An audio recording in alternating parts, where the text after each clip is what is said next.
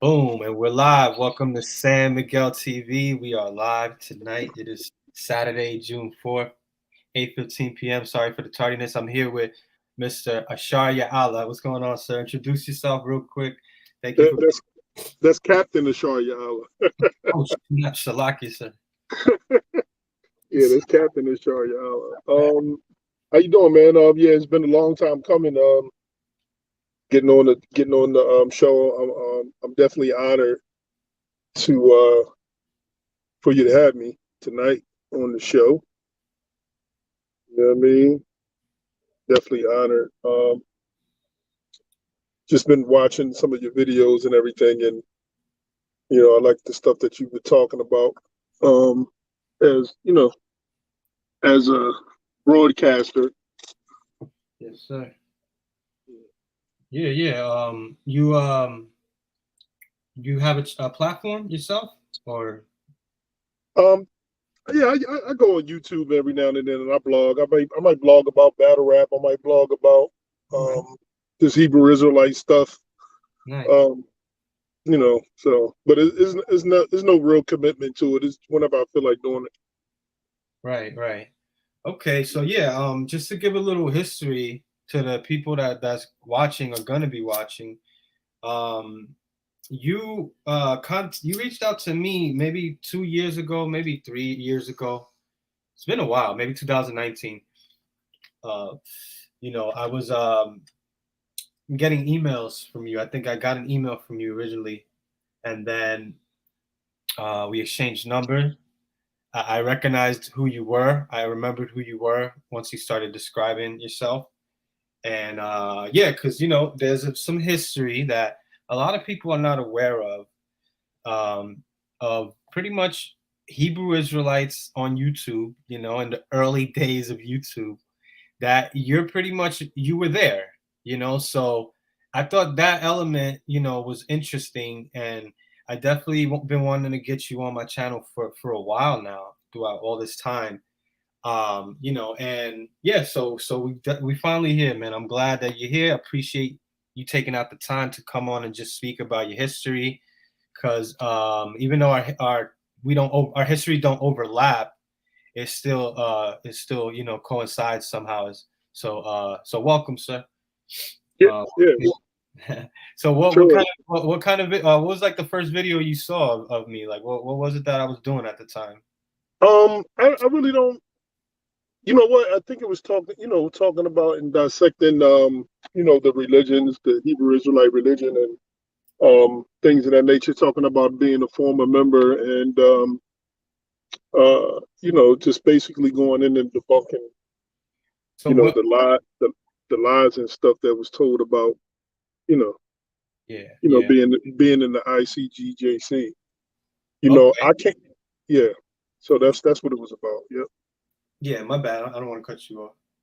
No, you good. You good. All right. So now I just want to go into your history then. So when did you? So you're a former Hebrew Israelite, former ISUPK, pretty much. Yeah, I came.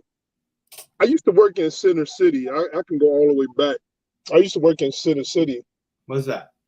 Center City, Philadelphia, Okay. and Okay. they used to be on a corner of 15th and Market on Fridays. I was a bike messenger down there. I was pretty young at the time, and this was like in '94 when I first ran into these guys. This was in 1994, and I just remember walking up to a brother named Dawada. He was a officer out of New York, and I kind of like just told him how messed up my life was, being in the street and everything, and he said, "Yeah, brother, that's Christ calling you back," and then from that point, I just kept on following wherever the Hebrew Israelites went, throughout the city. So and then you know 3 years later, I walked into, from the flyers getting the address, I walked into the school at Wadsworth and Missioner in Philadelphia. Okay. 1994. That was in 97. I followed them for 3 years. Like wherever they would go throughout the city to speak, throughout, because they had different different camps and stuff like that. They had a camp at 15th and Market in front of the city hall is where I first originally ran into them at in 94.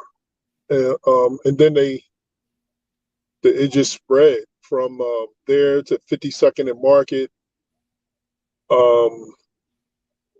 all over the city of Philadelphia, man. There was and this was under ISUPK. You know what I mean? In Wadsworth and Missioner. So in the Mount Airy section of Philadelphia. So you probably seen people like Thahawam, Ra'aban, and Philadelphia people. Yeah.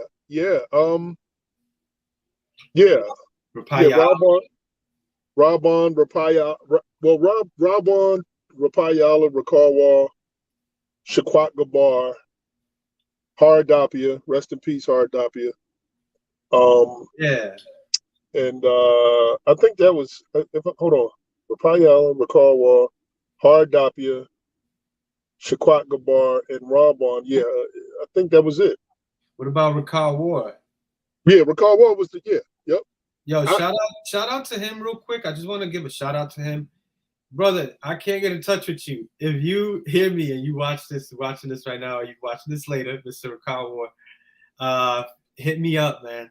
Hit me up on my email, sanmiguelpana@gmail.com. I'm gonna put it right here in the live comments. sanmiguelpana@gmail.com. Anybody could hit me up. Just wanted to say that because I know he's from Philly. So my bad if I cut you off. No, you good.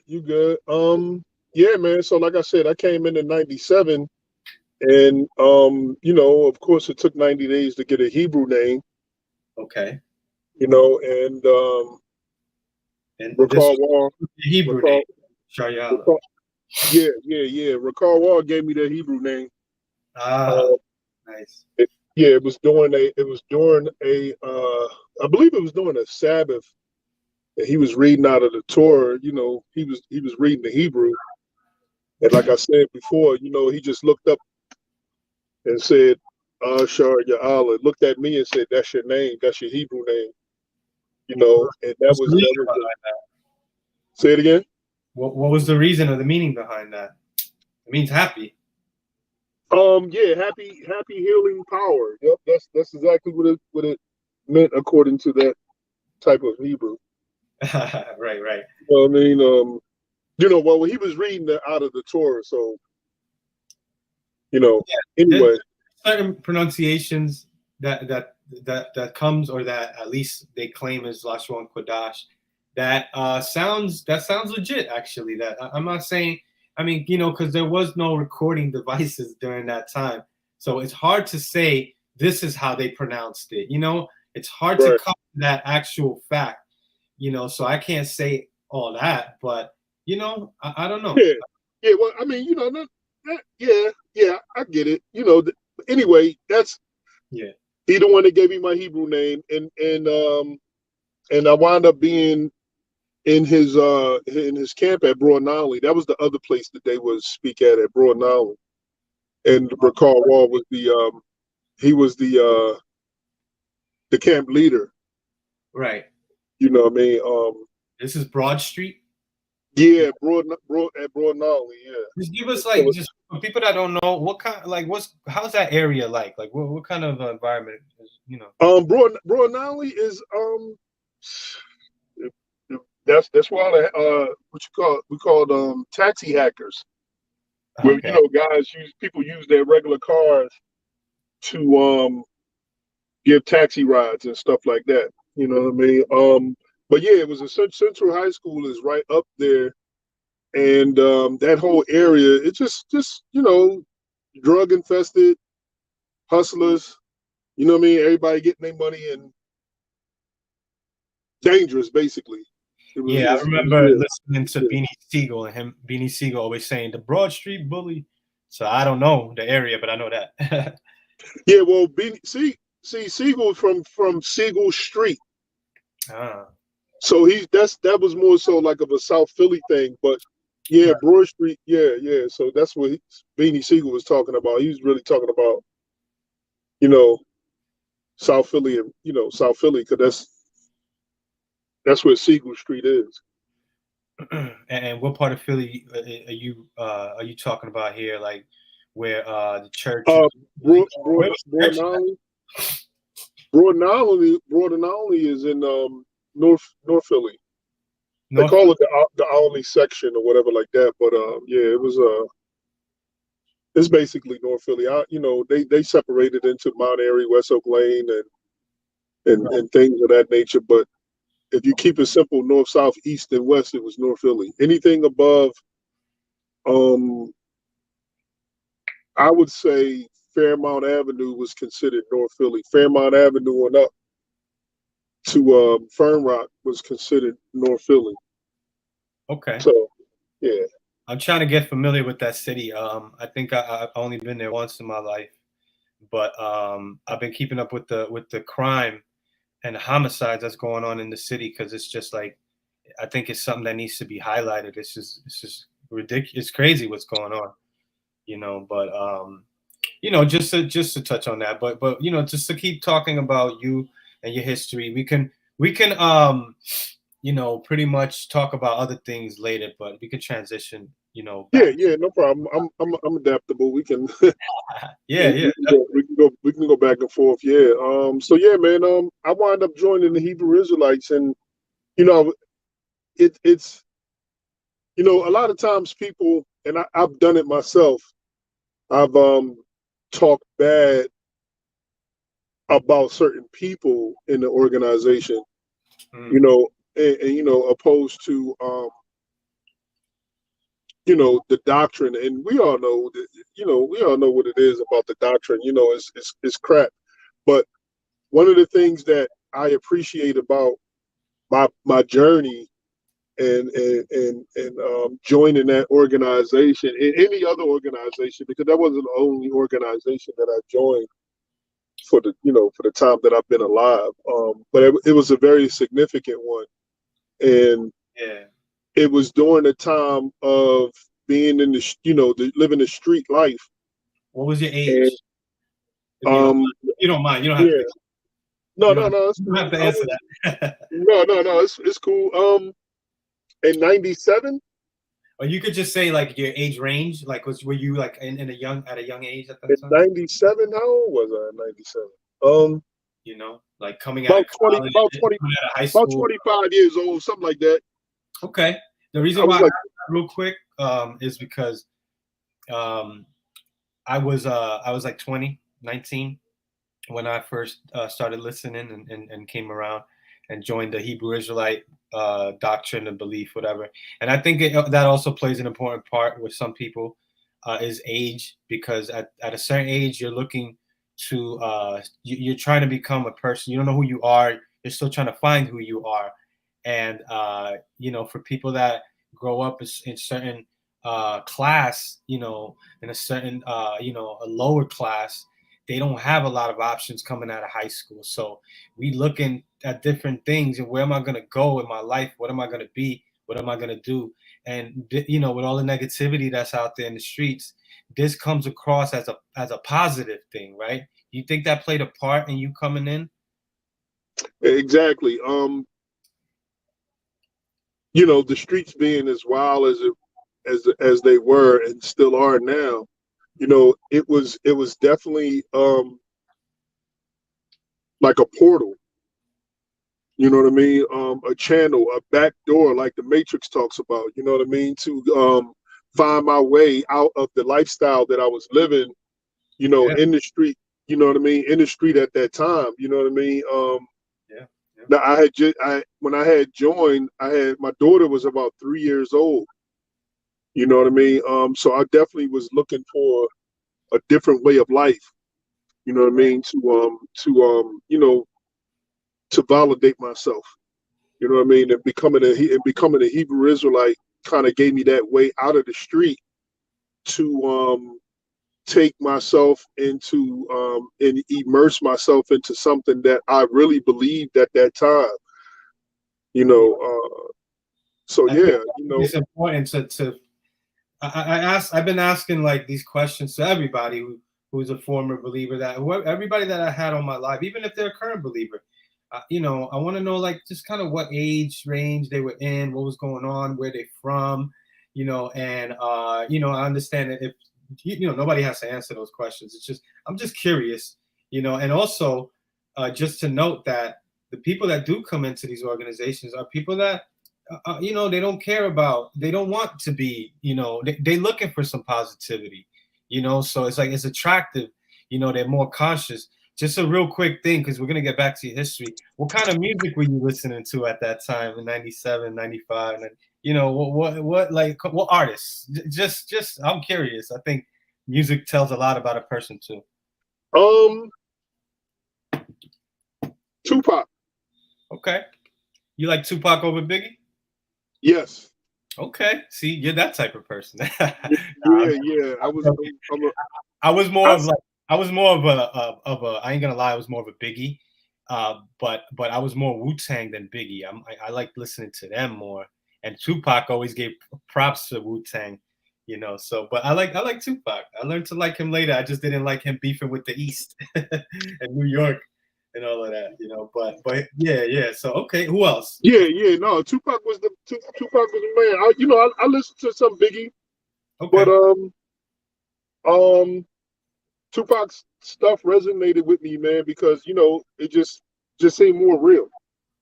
You know what I mean? And it seemed like he was banging on the system more than than anybody. Yeah, I like yeah, what's his what's the group you just named?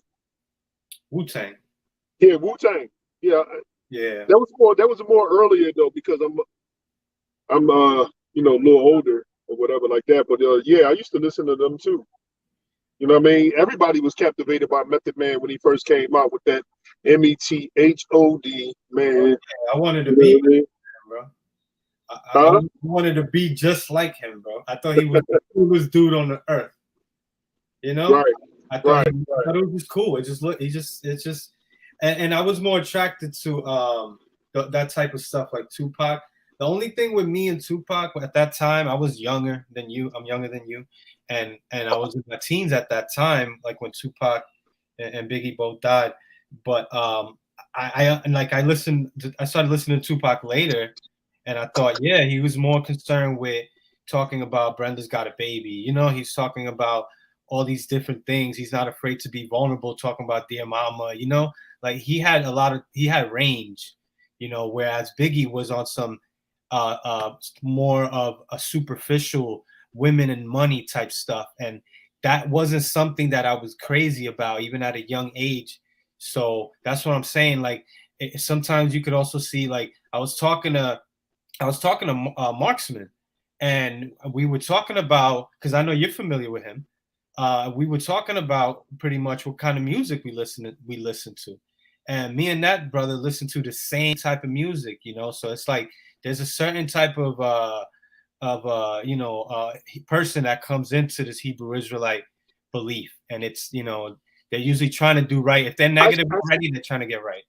Yeah. yeah, you know what? I see what you mean. And okay, so for that point, it was NWA. That was the music that I was listening to, Easy E and all of NWA, that kind of like gave me the rebel type of attitude. You know what I mean? And so when I saw the Hebrew Israelites standing out there on the corner, you Right. know, that's so yeah, okay, I get what you're saying. So yeah, it was that kind of music. I see. You See, know what I mean? you're a little That older than. that yeah, yeah, in NWA. Yeah. I never liked NWA because they were more street. They were more like it was too negative for me. Even though Wu-Tang could be negative, it's just I needed more. Like I don't know. I was always like that. Like that's why I didn't like, even though I like Biggie and I would listen to his first, you know, some of his original stuff because he's just a great lyricist. It's just like that whole bad boy thing. I didn't like Puffy, Mace. You know, I was attracted to like what this guy's saying. Jonathan Soko, salute to you. He said I was heavy into Sons of Man. Me too. Killer Army, GP Wu, Syndicate. This is a group from Virginia, Wu Syndicate. I bought their album. You know, anything affiliated with Wu-Tang, I was buying it. Holocaust is Okay. very underground. But yeah, Yeah. you know, I was listening to Dead Prez right before I came into this thing. Dead Prez is really banging on the system. They literally had a song called Bang on the System. You know, so Okay. yeah, Yeah, man. So yeah, My that was more so of who I was listening to or whatever, that, that kind of like gave me the push to make that right. decision to be to become a Hebrew Israelite. You know what I mean? So, you So know, going back to that. Okay, so yeah, Philly, so from 97, like 97. I said, when Ricard Wall gave me the Hebrew name, by that Okay. time, you had to be going to the school for 90 days to get one. So like I said, man, I just followed them all around. But after that point, I think I think I started, I was recruited or joined or whatever, What was uh, it? to The program? Ricard Wall's group on Right.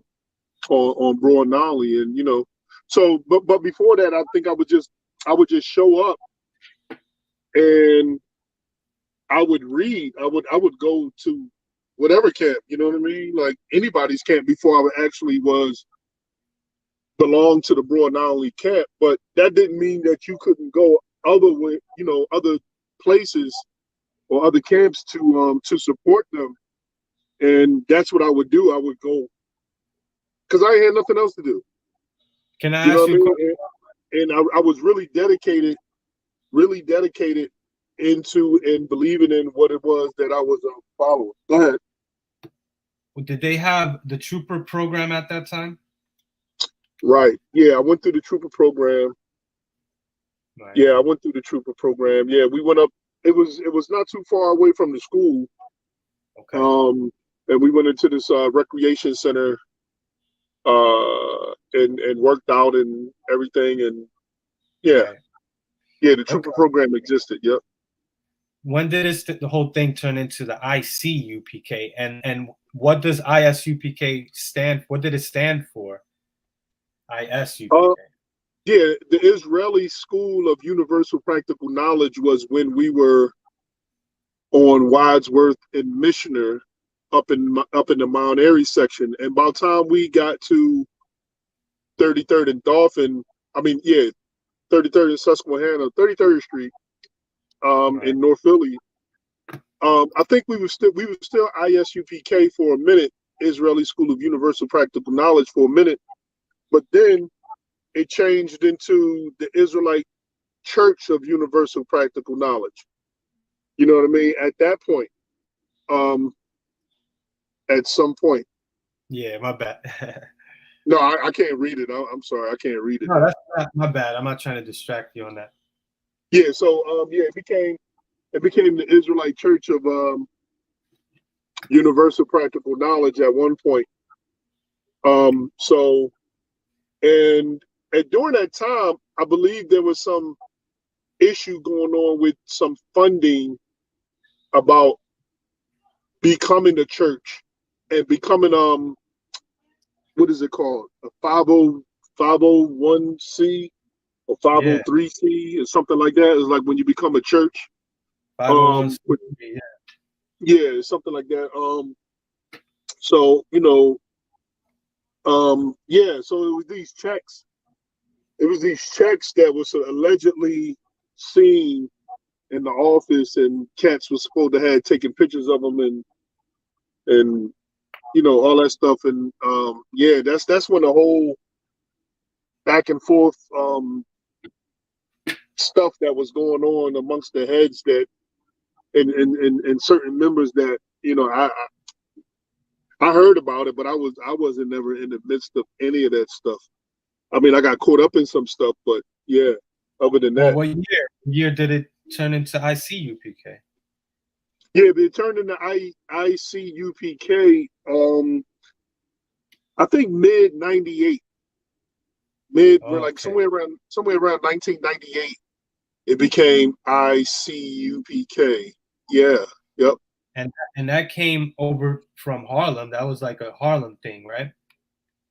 Like Um, they made that decision, yeah, right? you know what? Actually, I think what happened was the brother that I think it was the brother that committed suicide or something.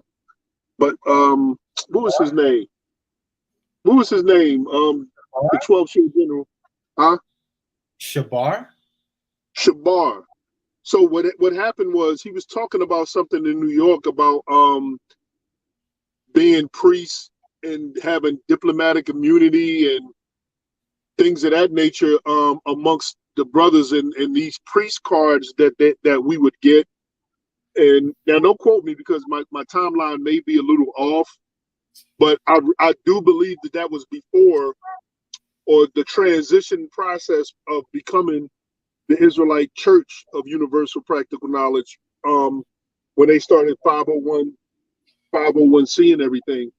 So you think you think your time might be off as far as when that changed, that transition No, happened? that changed. It changed in sometime I believe in 98, maybe the top of 99, somewhere around there. But it okay. I was there when it changed. You know, I've heard different things. I've heard 1997, and that person wasn't too sure about that. I've heard late 97. I've heard 98 also. I know that you know, I don't know how I can prove that or how anybody can prove that, but besides just taking people's words for that. So yeah, I appreciate that because I just want to clear that up because real quick, man, we're gonna get right back to you. This is why I wanted you on because there's somebody named General Yohana. You know this cat, right? Yeah. So Yohana's from Philly, ain't he? You know what? I never knew where General Yohana was from personally. Right. You know, okay. I only knew a few cats that I believe that was from Philly and that lived in Philly, pretty much. What I mean. Yeah, I lived in Philly, so yeah, it was quite a few cats lived in Philly, but as far is what I mean. This guy Yohana is what I mean. He was in the Church of Philly, right? No, he come from New York. Oh, so he was a New Yorker because he's now in Philly, ain't he? Well, yeah, wherever he is, I don't know. Right outside of Philly. Well, I mean, like that's where. All right, because this is why I'm bringing this up because Yohana, it seems like he took over the Philly congregation or something, and kept the name ISUPK after he was kicked out, which is later on, 03, I believe. I don't know when. Do you know when he got kicked out or when he left or whatever happened? Do you know that story? Well, because like when did you leave? I left in the year I left the year 2000. Now I don't know what month. Okay. But I know I left the year 2000 not long after the prophecy didn't come to pass. Okay, nice. Because we were prophesying that December 31st at 12 o'clock, 1999, turning into the year 2000, that the Messiah was coming back, that Jesus Christ, that Yahushua was coming back by the year 2000, at that time. And I stayed a little longer after that. And it never happened. But then not long after that, they created another doctrine, which was the hell doctrine. The hell doctrine. Yeah. What was their cleanup after that? What didn't happen? Yeah, Christ didn't come, but if a prophet is deceived, it's the Lord that deceived them. What were they saying? Was that what they were saying? Were they admitting that they were not? That is not true, or did they try to, like what Tazadaki did? He what's it called? Spiritualized it. But yeah, tell me what happened. Yeah, so during that time, it was more so like it was a test to see who was real. Nice. It was a test.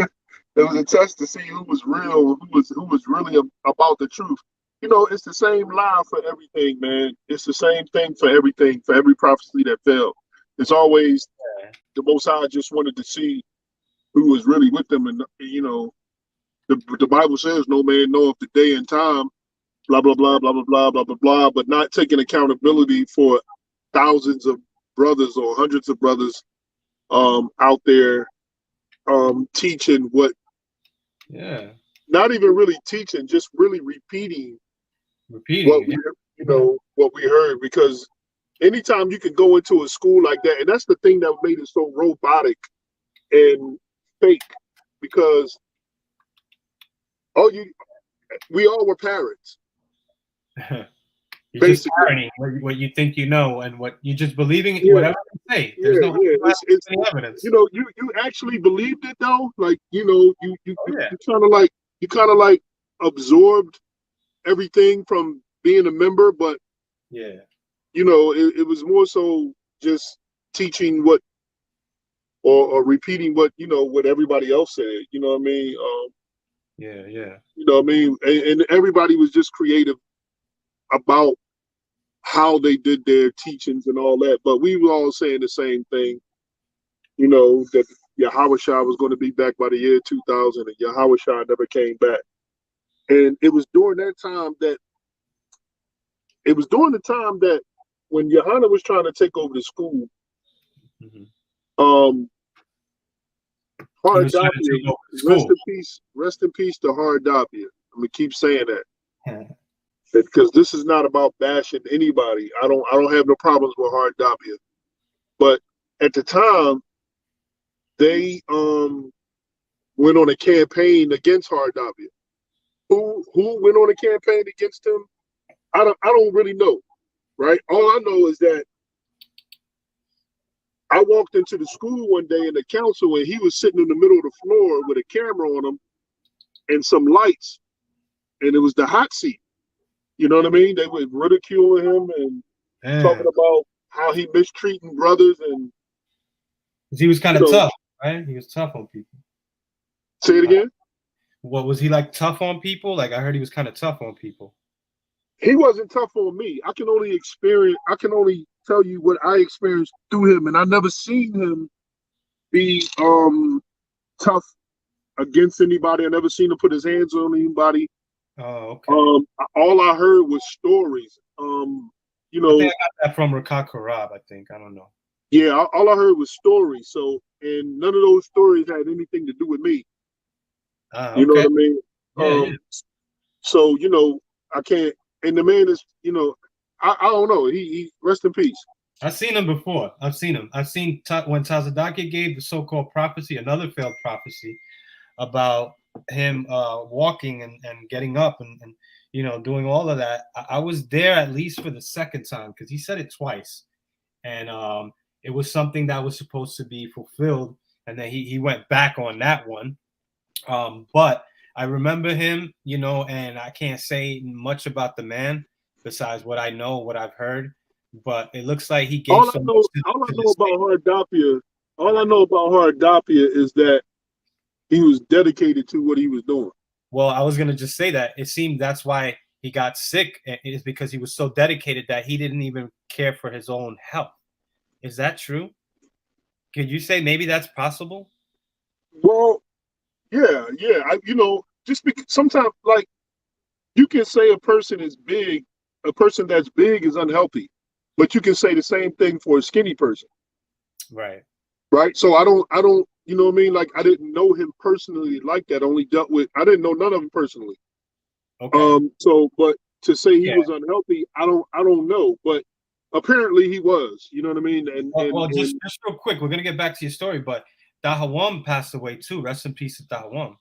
Yeah. And I think that's what happened to him, because I saw the way he ate, and I saw how he lived, and he was so dedicated that I see what I didn't know that much about Haradapia, but it seems like it's a similar thing there, and it's just sad. This is one of the things about this damn cult that's just it sucks. But I live with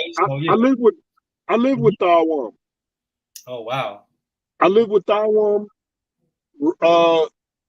Let me see. I think Rabon, Thawam, Gabarga, and I think Gadayawan. I think he wound up taking over my room when I left. But when I first moved in there, it was the barracks. I did move into the Hebrew house. Gadayawan too. Okay, I think he's still in there. He got his whole family's in there. Yeah, Gadayawan. It was me, but before him, it was me, Gabarga, and Thawam. Wow. And we all lived in the they called it the barracks. Yeah. You know, it's the army house or whatever. A house for All these a house for soldiers. all these Um, Philly brothers, like Philly is just as big, and it's had a similar impact as New York City on this thing. And there's so many believers up there. So I just wanted to just talk about some of these Philly cats, because it's like you knew them, so this is something that we could corroborate. I knew Tahawam too. I was the one that brought his wife into this whole thing. When I oh, was really? out Yeah, teaching. because Yeah. he took the vow of a eunuch. Right. He told us. Um, yeah, But then he came out on a picnic one time and announced that he's getting married, and he was really happy, bro. He was really really happy. yeah, She was a great girl, yeah. and Taiwan was rest in yeah, peace, Taiwan as well. Yeah, definitely. yeah. Rest in All peace, right. Shabar. Rest in peace, Hard Dhabi, and rest in peace, Taiwan.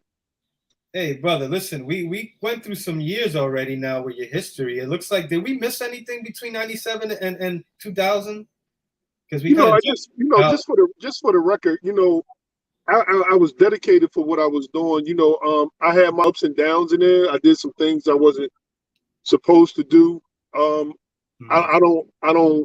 I don't know if I can incriminate myself, anything like that. I didn't hurt anybody, but you Right. know what I mean. I did do something that I had no business doing. You know what I mean? That involved a weapon. Um, and I was young and drunk and was drinking at this party and just Wow. acting a fool. You know what I mean? Another thing was I slipped a brother's um, sister my phone number. Okay. I ain't gonna put their name out there, put the name out there, nothing like that. And I confessed and I went back and the next day I told him what happened and me and the brother shook hands in front of Ricard Wall. You know what I mean? I told him the truth. And Ricard Wall, that's what it's one thing I appreciated about Ricard Wall. If you took something to him, it stayed with him. At least from my personal experience. You know what I mean? I pulled the brother to the side and said, "Listen, man, I messed up. I was at the brother house and gave his sister my phone number under the table or whatever, and I realized my sin the next day, and I confessed it. Yeah. So, but once I realized what I was there to do and stayed focused on that, that's what I did, man. Right. That's what I did. I became very diligent in that in that place. When you left, though, did they use any of that personal stuff they knew about you against you to call you a demon and all of that? No, no. See, because what happened, I tell you what happened. What happened was me and my lady was going through something at one time, right? And I had called a guy that was second in command of the camp that I was in. And I asked him if I can come stay over his house for a few days. So he said, yeah, he really don't have a lot of room, but he wound up calling another brother and asking him if I can come stay over there at his house. So the brother wound up calling me and said, "Yo, you gonna come stay at my house?" I said, "Okay, cool." And he was part of another camp. He was a part of another camp. He wasn't a part of the camp that I was in. So when I went and stayed over there, me and the brother talked. But I didn't know that the brother house that I went to go stay over, that he was being looked at, I think, as one of Johanna's disciples or friends, or you know, what or had an issue, or the heads of the church had an issue with them, and Okay. and um, so I wound up getting put in the midst of all of that stuff, and um, that's when Tazadakia had called me. Tazadakia called me one day and told me, he said, yeah, I heard you was on a campaign of trying to get Johanna back into the school. And I looked at my phone. I said, who is this? And at the time, he was 13 Shield General Tazadakia of the Junior Council. Junior Council, right. And I said, no, I said, I don't know who told you that, but I ain't on a campaign to get nobody back in the school. When he said, well, when did Johanna get kicked out? What year? So Johanna, after the thing with Hardapia, there was this. He came to the Passover, and then after the Passover, I don't think that I've seen him anymore because it was this brother that had got some money. It was a brother that had got some money, and him, Johanna, and another brother kind of left for New York. But then after that, one of the brothers came back, and the other brother stayed in New York with Johanna. Okay, because I heard a story from Recall War that I wish I would have put it on about Johanna getting kicked out and it being accused of stealing from the treasury, and Tazadakia supposedly grabbed him up and pushed him up against the wall, and this was during a little council about him, and then once Johanna left that council, Ariyah said in Recall Wars, I believe was there, Ariyah says to Tazadakia, yeah, but we all do that. We all go into the treasury, pretty much. And Tazadakia looked at him crazy. So this was, I think, 99. 99. Well, see, the thing about it is, I'm not sure if the tithes that the brother paid from when he got that money, I'm not sure if any reached Tazadakia's pockets. Right. I don't think so either. I don't think it was until maybe late 99 or 2000, according to I'm not sure if he got any cut. Right. Of that money. He came in young, Tazadakia, right? So he had to be a true believer at some point. When did that change happen is what I don't know. You know. Yeah. Yeah, Johanna, I don't we had a council in New York, and Johanna didn't come to that council after this so-called money was missing. And it was during that time that Tazadakia started to implement his game plan, because Ariyah and Yeshaya was on the stage with Tazadakia. I think they went to Egypt. They took a trip to Egypt after the brother paid his tithes. They all went to Egypt. Not Tazadakia though, right? Yeah, I think Tazadakia went with him. Okay. Tazapon was also part of the junior council when Tazadakia. Right. Okay. Yeah, it was Tazadakia. It was Kakum. It was Kakumbun. And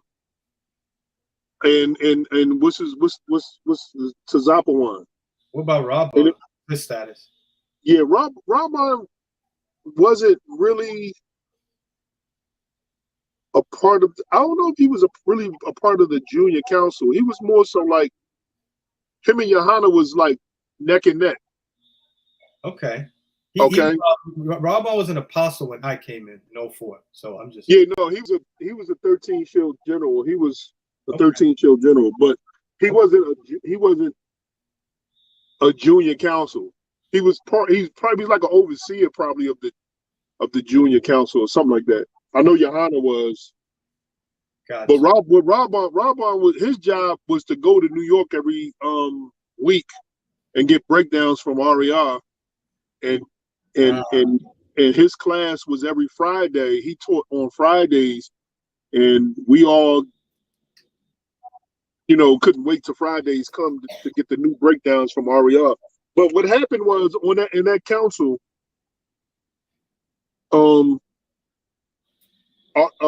Tazadak, Ariyah and Yeshaya began to Ariyah and Yeshaya, yeah, they began to have a disagreement on something.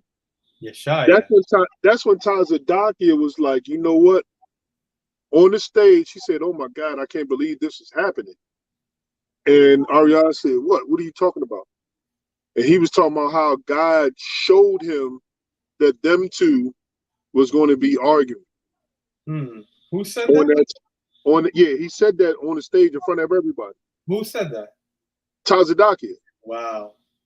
So at this point, he was starting. I mean, I see it now in hindsight, but I didn't know that he was going to take it that far and start calling himself the Comforter or the Holy Spirit or whatever he's calling. Right. Whatever. Right. You know what I mean? Let me But just say this real quick, brother. yeah, To Negi Springfield and anybody else that wants to come on. I want to get through the history with this brother real quick, and then I'll drop the link in like 15 or 20 minutes or something like that. I just want to get through this history. So my bad, brother. Let's get back to that. Just real quick too, with ISUPK, it's important to make the distinction that the ISUPK that you were a part of, Ahsharyaahla, is not the ISUPK of today, where Johanna's running it, and they go no, by this the was Israelite. They right. This was go the by the Israeli. Israelite school of universal practical knowledge. And when you came in, it wasn't called Israelite school; it was called Israeli school. Yeah, it was the Israeli. It was the Israeli School of Universal Practical Knowledge. Now, Yes. yeah, Johanna was. It was the heads and then Johanna. Okay, so he wasn't running Philly. Rabban was running Philly, but Right. you know what I mean? Rabban and Hardapia was Rabban, Hardapia, and the heads was all running Philly. Okay. You know, so like I said, him and Johanna was more so. Rabban and Johanna was like almost like the same. They was the same. Right. They was the same. You know what I mean? But yeah, it wasn't ISUPK on what Johanna is doing now. And he kept that name. He kept the what they call it, the Israelite School of Universal Practical Knowledge now. That's what they go by, and their members believe that they're the original school. You know. Well, that was the original name, so that's probably why he feels that way. It wasn't though. That's what I'm trying to say, because it was Israeli, not Israelite. So that's a difference. Yeah, I mean it's a slight difference, but he's still using. That's big on paper. If you get your 501c3 license, that's a big difference. It has to be exactly, you know. And also Yeah. there was, well, no, I'm sorry. Go ahead. No, you good. You Yeah, good. But yeah, man. So yeah, I see. yeah, I see like some good information here regarding the pre-Tazadakia days, and the time when Yeshaya was still an apostle, which, you know, he bounced around. I don't even know, 03, and you know, and then you knew Shabar. Shabar was a dude that was seen on the Jerry Springer show. He was there during the BBC visit with right. Louis Yeah, Theroux. that brother. He Yeah, people know him. in the middle of the council, he talked about he pulled the scripture.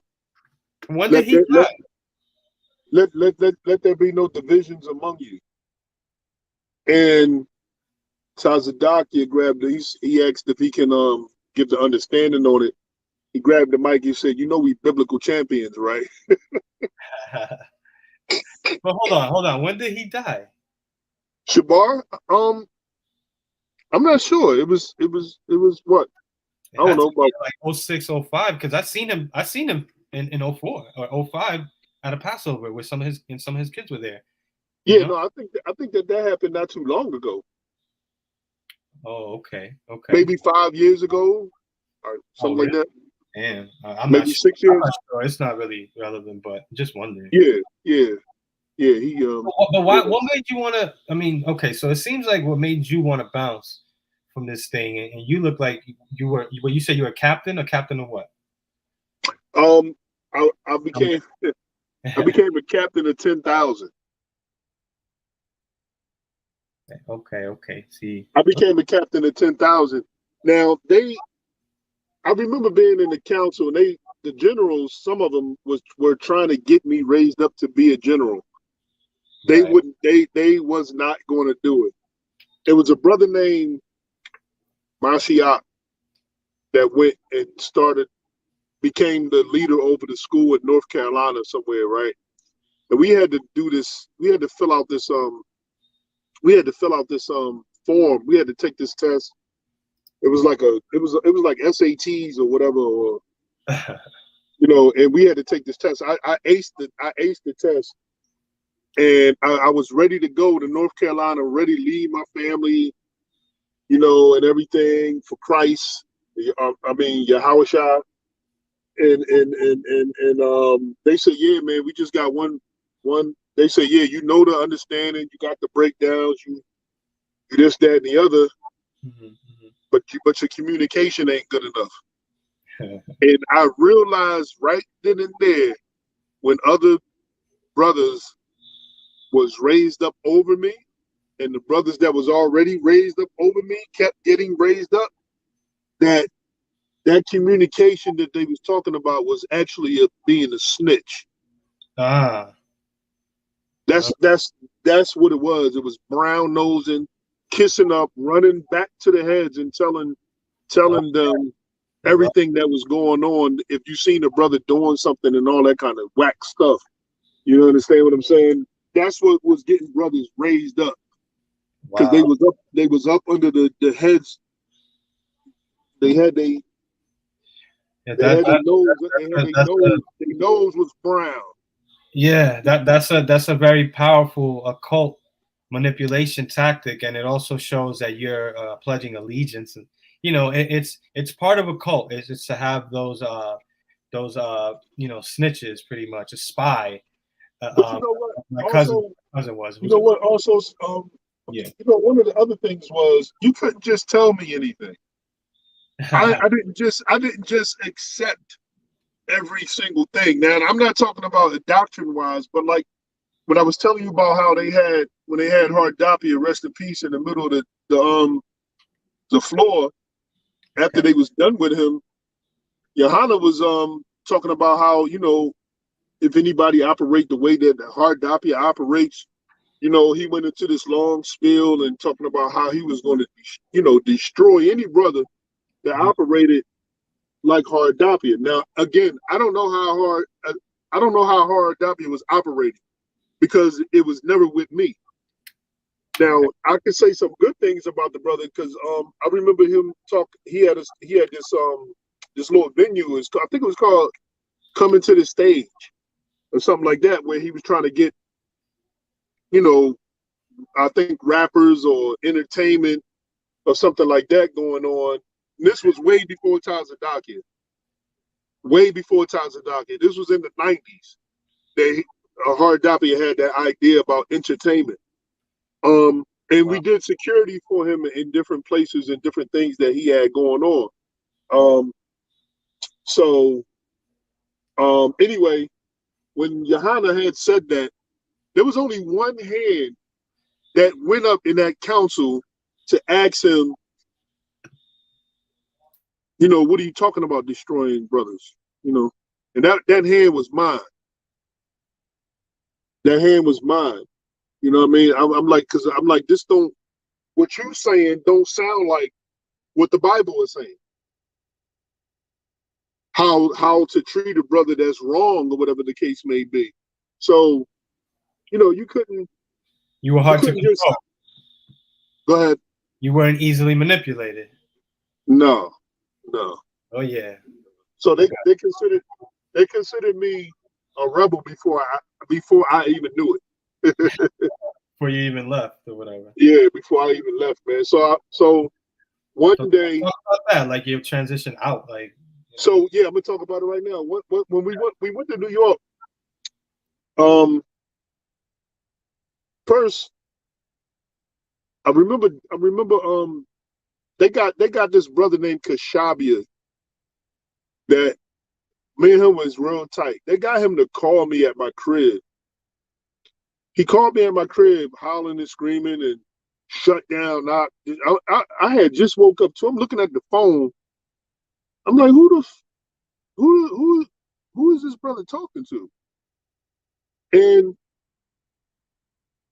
I forgot what the reason he was upset with me. But anyway, I said, listen, I hung the phone up and I went up to the school to see where he was at with this energy that he was presenting on the phone.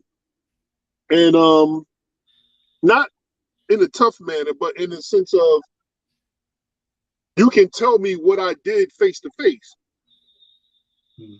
So when I went up there, I didn't see him.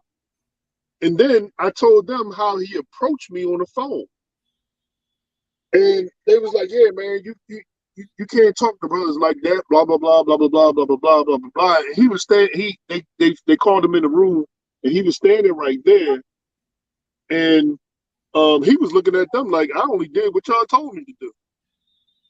So long story short, I went outside, and this is the only thing that I have to say about Ahsharyaahla. Him and Robon came outside, and they was like, yeah, man, you suspended. You know what I mean? We ain't dealing with this, blah, blah, blah. This was Ahsharyaahla talking to me. So I said, suspended for what? And him and Robon couldn't explain the reason I was being suspended. So I said,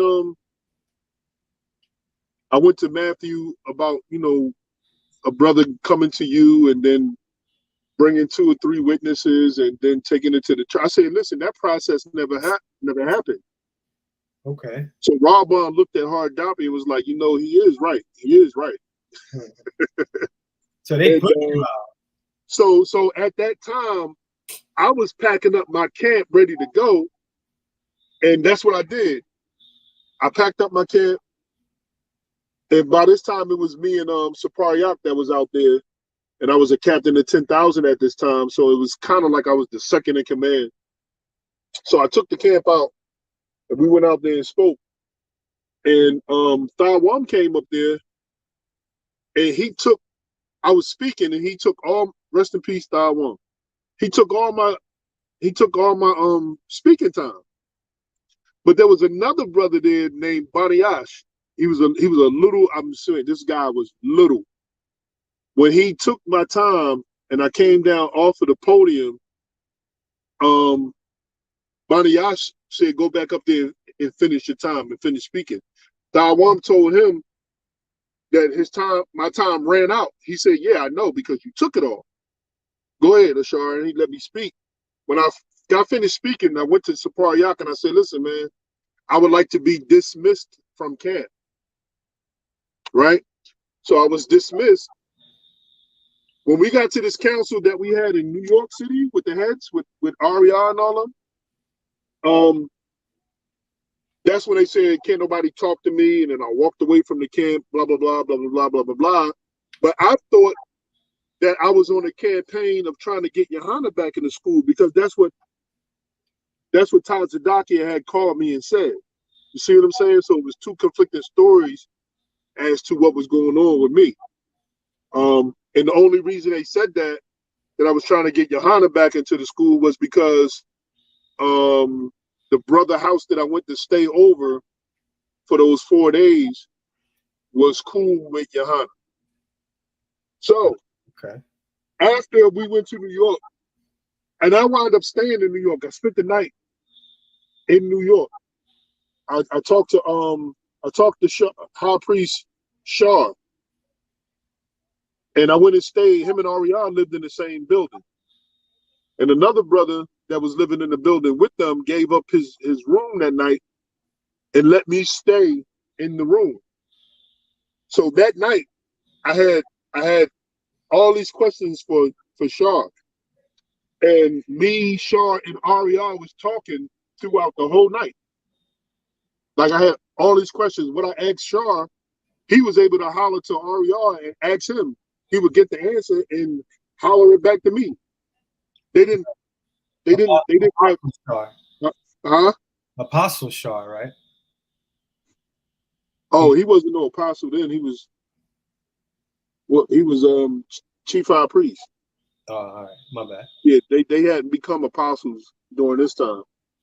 And so yeah, man. So when I stayed in New York, and then I went to Times Square, it was these brothers. I thought it was the brother from the Tazadakia detoxification station. One of the brothers that was from the islands. I thought it was his camp. Oh, okay. But I could be mistaken. It was on Times Square, and I went there and I spoke on Times Square. Wow. Wow. Yeah, I spoke on Times Square, and and then I came back to Philly, and everybody wanted me to share, with them my experience with staying with the high priest and speaking in Times Square. I think what they really wanted to know if I had any information or bad news to tell the high priest, which I didn't. I wasn't talking to them about what was going on in Philly camp because I wasn't privy enough.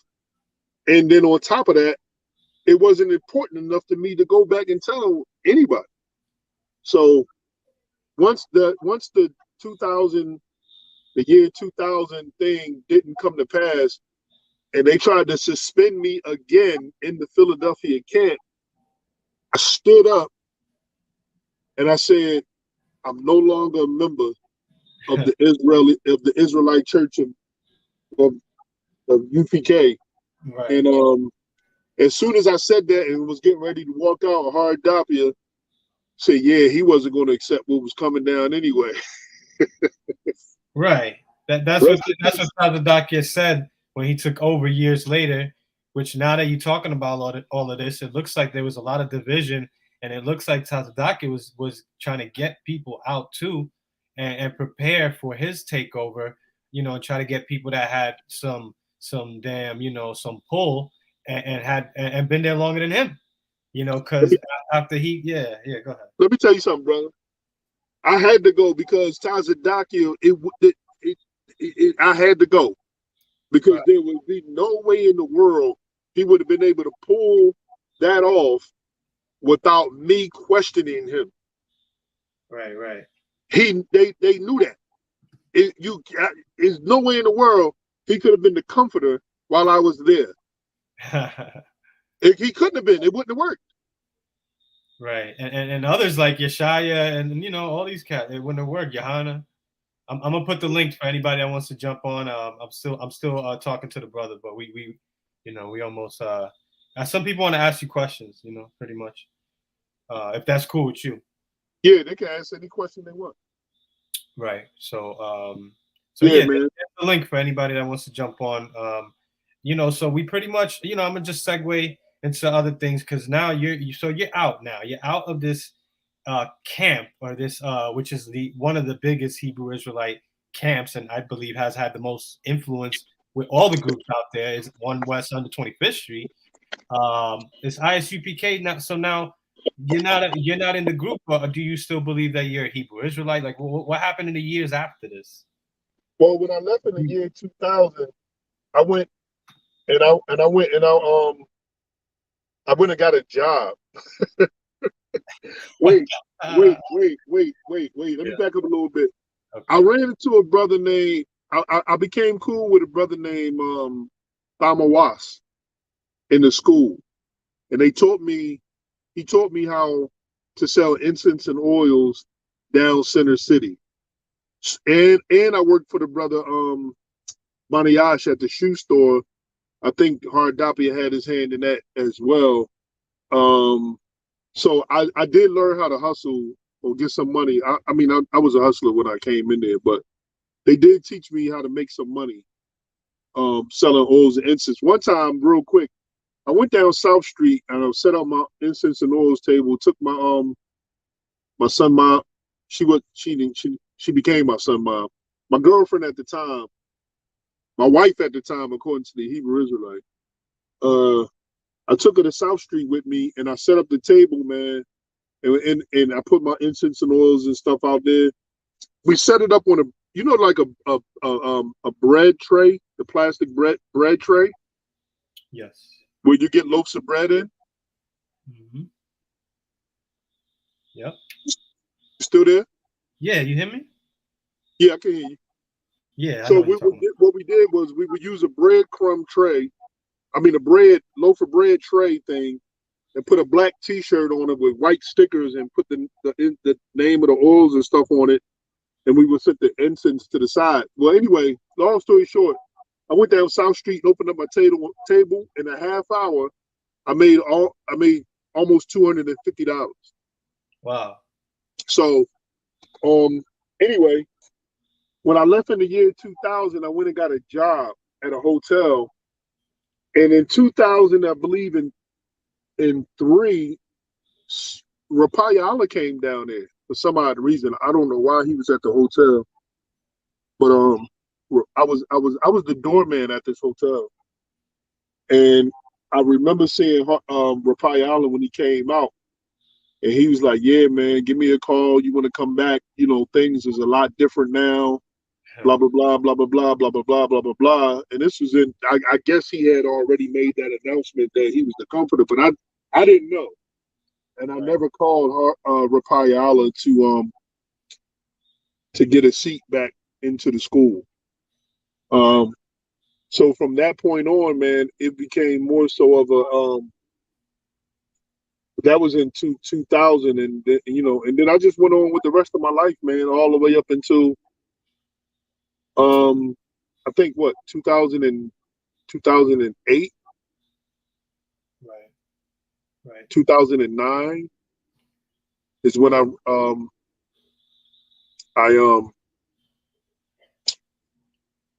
started noticing. I was doing my own thing. I had got with, you know what I did? I got with another group. Another Israelite group? Yeah, I did, because I got with the Gathering of Christ Church. GOCC. I got with the GOCC in 2008. Oh wow. 2008, 2009, and that was because me and Ricard was pretty. We was pretty tight, and one of the he's really, yeah, that's right. Yeah, we was pretty tight, and I would go over his house sometime, and we would grab a bottle and go over scriptures and things like that. So yeah, in 2008, 2009, I was with them, and that was right before. I think I left them right before Tazadakia and the school came down there and confronted them on 9th and Market. I remember that.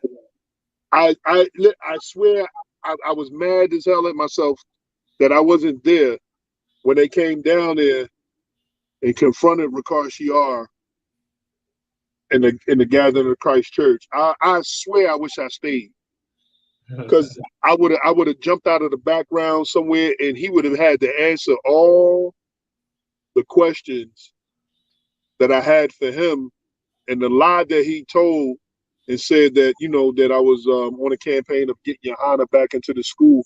Yo, I regretted that for such a long time that I didn't stay with the GOCC for that particular reason. For that particular reason, for when Tazadaka came down there with the whole school to confront the GOCC, man, I really wish I was there.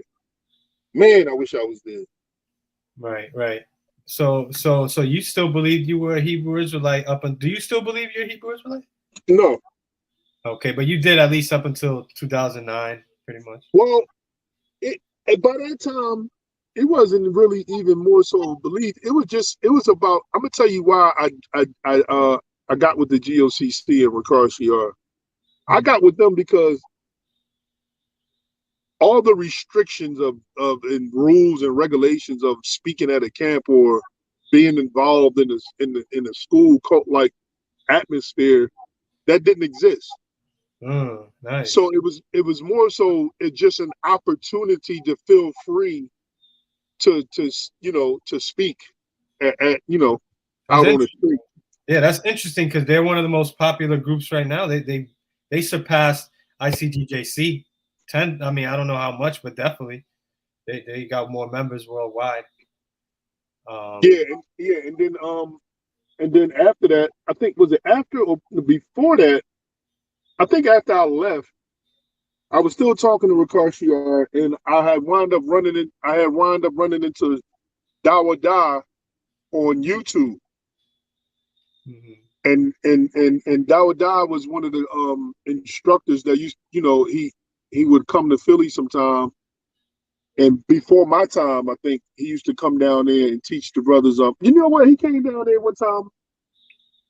When I was there, and he would teach us, the taekwondo and the different, aspects of, karate and defending yourself and things of that nature. The same brother that I ran into in 1994 in 15th and Market and told him that I was trying to change my life around and Christ is calling you back, blah, blah, blah, blah, blah, blah, blah, blah. So when I ran into Dawa Down on YouTube, I had told Ricard Shiar that I found him and he was super excited. And when I told him, Dawa Da went, he also joined back, in the Hebrew Israelite movement or whatever like that with Ricard Shiar. You know what I mean? But that it didn't work out or whatever the case may be. And they had some differences in doctrine, and so did I. And it didn't, I just went my way. You know what I mean? And I found out then after that joining those type of organizations after that was not necessary for me anymore. So I guess the question is now what I believe in, and I'm gonna tell you something, man. I believe in me. Right. As far as some type of set doctrine or whatever the case may be, is I don't have a particular place that I go to and worship and none of that kind of stuff, man. I don't knock nobody that do. Because to each his own, man. Everybody has. I don't really say to each his own, but everybody. It's a reason that those things happened to me, and was a part of my life because I made a choice to do those things. And what people fail to realize is that that's the choice that you make when you end up in places like the Israelite church, with those, the Israelite church that we was all in. You know what I mean? You make that choice, man. And somebody said, I think somebody from the Antichrist unit said at one time, man, we ain't come knocking on your door asking you to come be a part of us or whatever. You made the decision to come be a part of us, and that's true. Right. No, yeah, definitely. I think this is a question for you. My bad. I just want to kind of get that real quick. What's up, Neggy Springfield? Nothing much. Just give me a minute. Yeah, I have a question. I'm curious about something. Sure. Something about the ISUPK. So, what years were you in it? I was in the ISUPK, the Israeli School of Universal Practical Knowledge I followed them from 94 and to 97, became a member in 97, and I left in the year 2000. Oh, cool. So, you did get to see the whole year 2000 thing unfold? Yeah, do you mean the I'm talking about the whole Yahushua coming back and killing all the white people. And, yes. I was there for that. Yeah, I was there for that. So you did get to see the people that were waiting around for that, like with the clock ticking and all that? Yes. I was looking at my watch at the time. I mean, I completely understand that. My friend, I don't know if you've heard of Killer B, but there were people waiting with swords and, Yeah, I was, you know what? I think I was in Center City somewhere, looking at the City Hall, the clock going around City Hall. Mm-hmm. And yeah, man, yeah, Yahushua, he didn't make it. Yeah, he didn't make it. That's a good thing. It's a good thing nobody fell out the sky that day. Yeah, I would have been. I had a pen and pad ready though. I would have asked for his autograph or something. That would have been good, but yeah, it's crazy. But the reason I even know about the ISUPK is thanks to GMS. because that was the first camp I ever saw a video having to do with. And they told the dude, Antoine Dotson, they said, you need to go to ISUPK, General Johanna's camp, because he knows how to deal with those like you.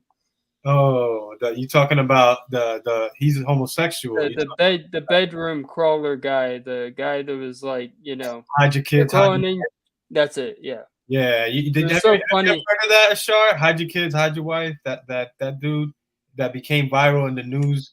It was like a news report, and he went viral because he was like his sister was trying to get like some dude was trying to rape his sister, and then it was just one of those funny like viral moments in the news report where he was just he was like hide your wives, hide your kids because they're raping everybody out here. And then he turned that into a song pretty much, right? And yeah, that Israelite. Yeah, that dude would later go on to say that he became a Hebrew Israelite or something. Right. And what's funny is GMS made a video responding to it, and they told him they were throwing shade at General Johanna and ISUPK. They were saying that he needs to go and join them because they know how to deal with those like you.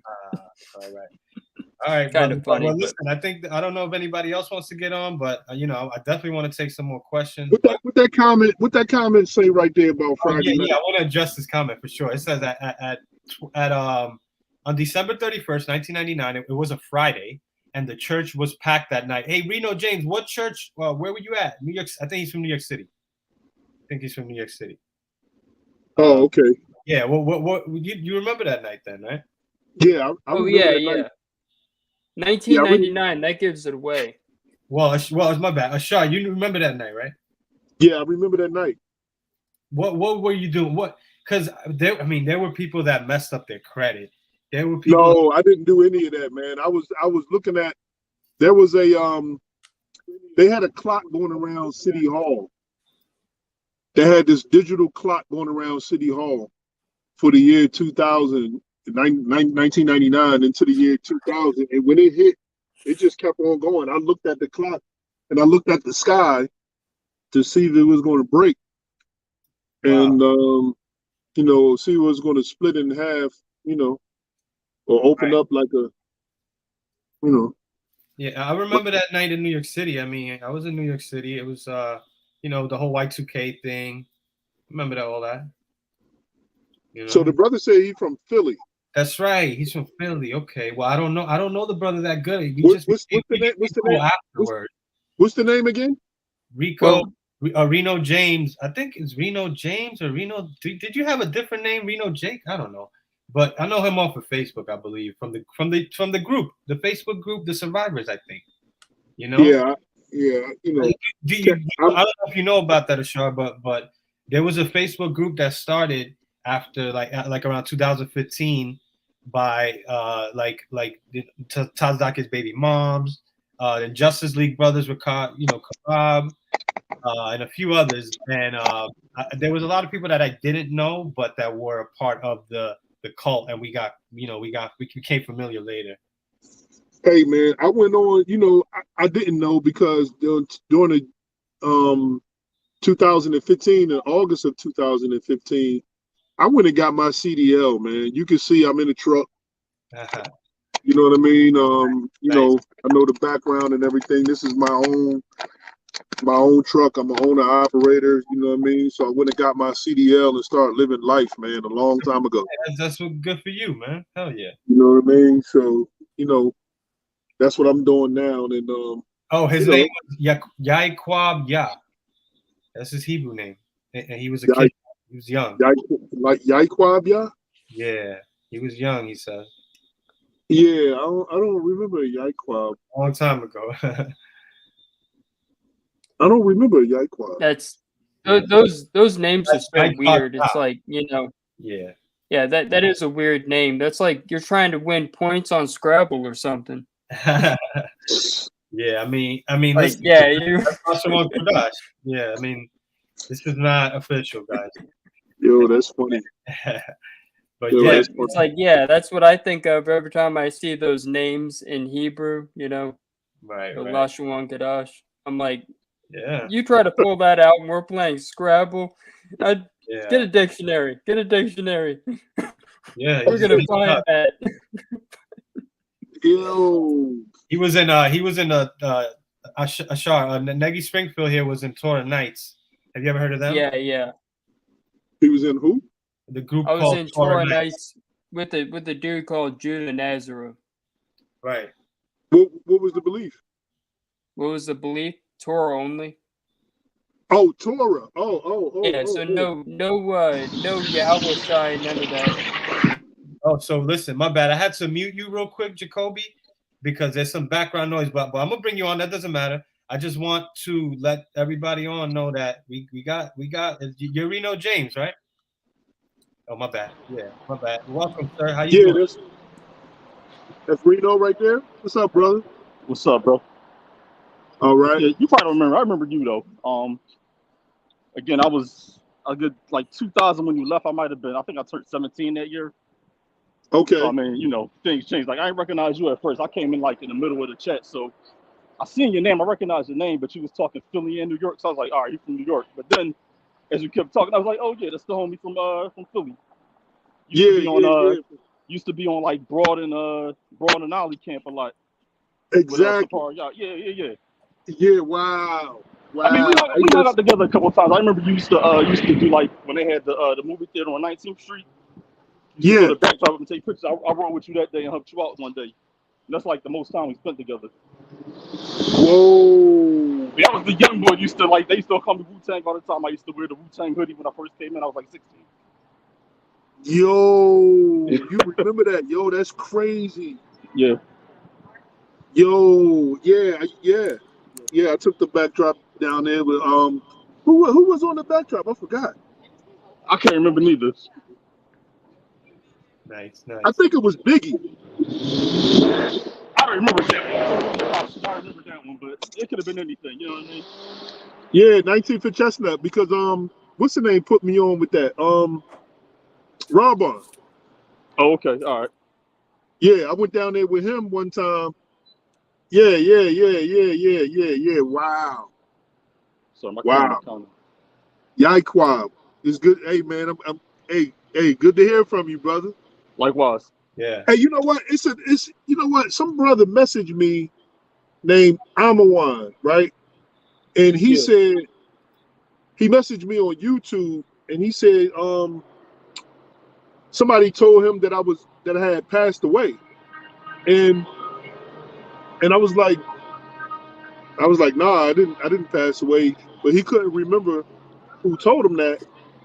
And I was wondering, like, where did that come from? Like, I don't know how that rumor started. Was Amawan the dude Dorian? Was that his real name? His government name? Say it again. Dorian. Was that Amawan? His government name Dorian? Wow, Dorian do sound familiar, but I'm not too sure. I think he was a little younger cat, but it was probably older than me. Curly haired dude. I don't know. Oh, yo, I think I know who you I would have turned this to a whole catching up, reminiscing scenario. You know what I mean? No, yeah. I think they did name him Amawan. Dorian, yeah. Wow. I know who you're talking about now because he had wound up getting a job doing security, I think, or something like that. I think he did, yeah. Yeah. Dorian. I know who you're talking about. Wow. I seen him fight. I seen him a few times because he had left early, and he used to, I think he went into the 5% things or Dr. York or somebody like that. Did he? Yeah, he was with Dr. York. I thought he was bouncing around with a few different Israelite groups. Like he was with whatever Ricard Shar's group was at the time. Before it was GOCC, it was something else. He was with them, and then he was with Light and Body. It was Light and Body. Yeah, and he was with whatever Bayan Charlotte was doing. Like he was just bouncing around with other Israelite groups. I definitely remember Light and Body.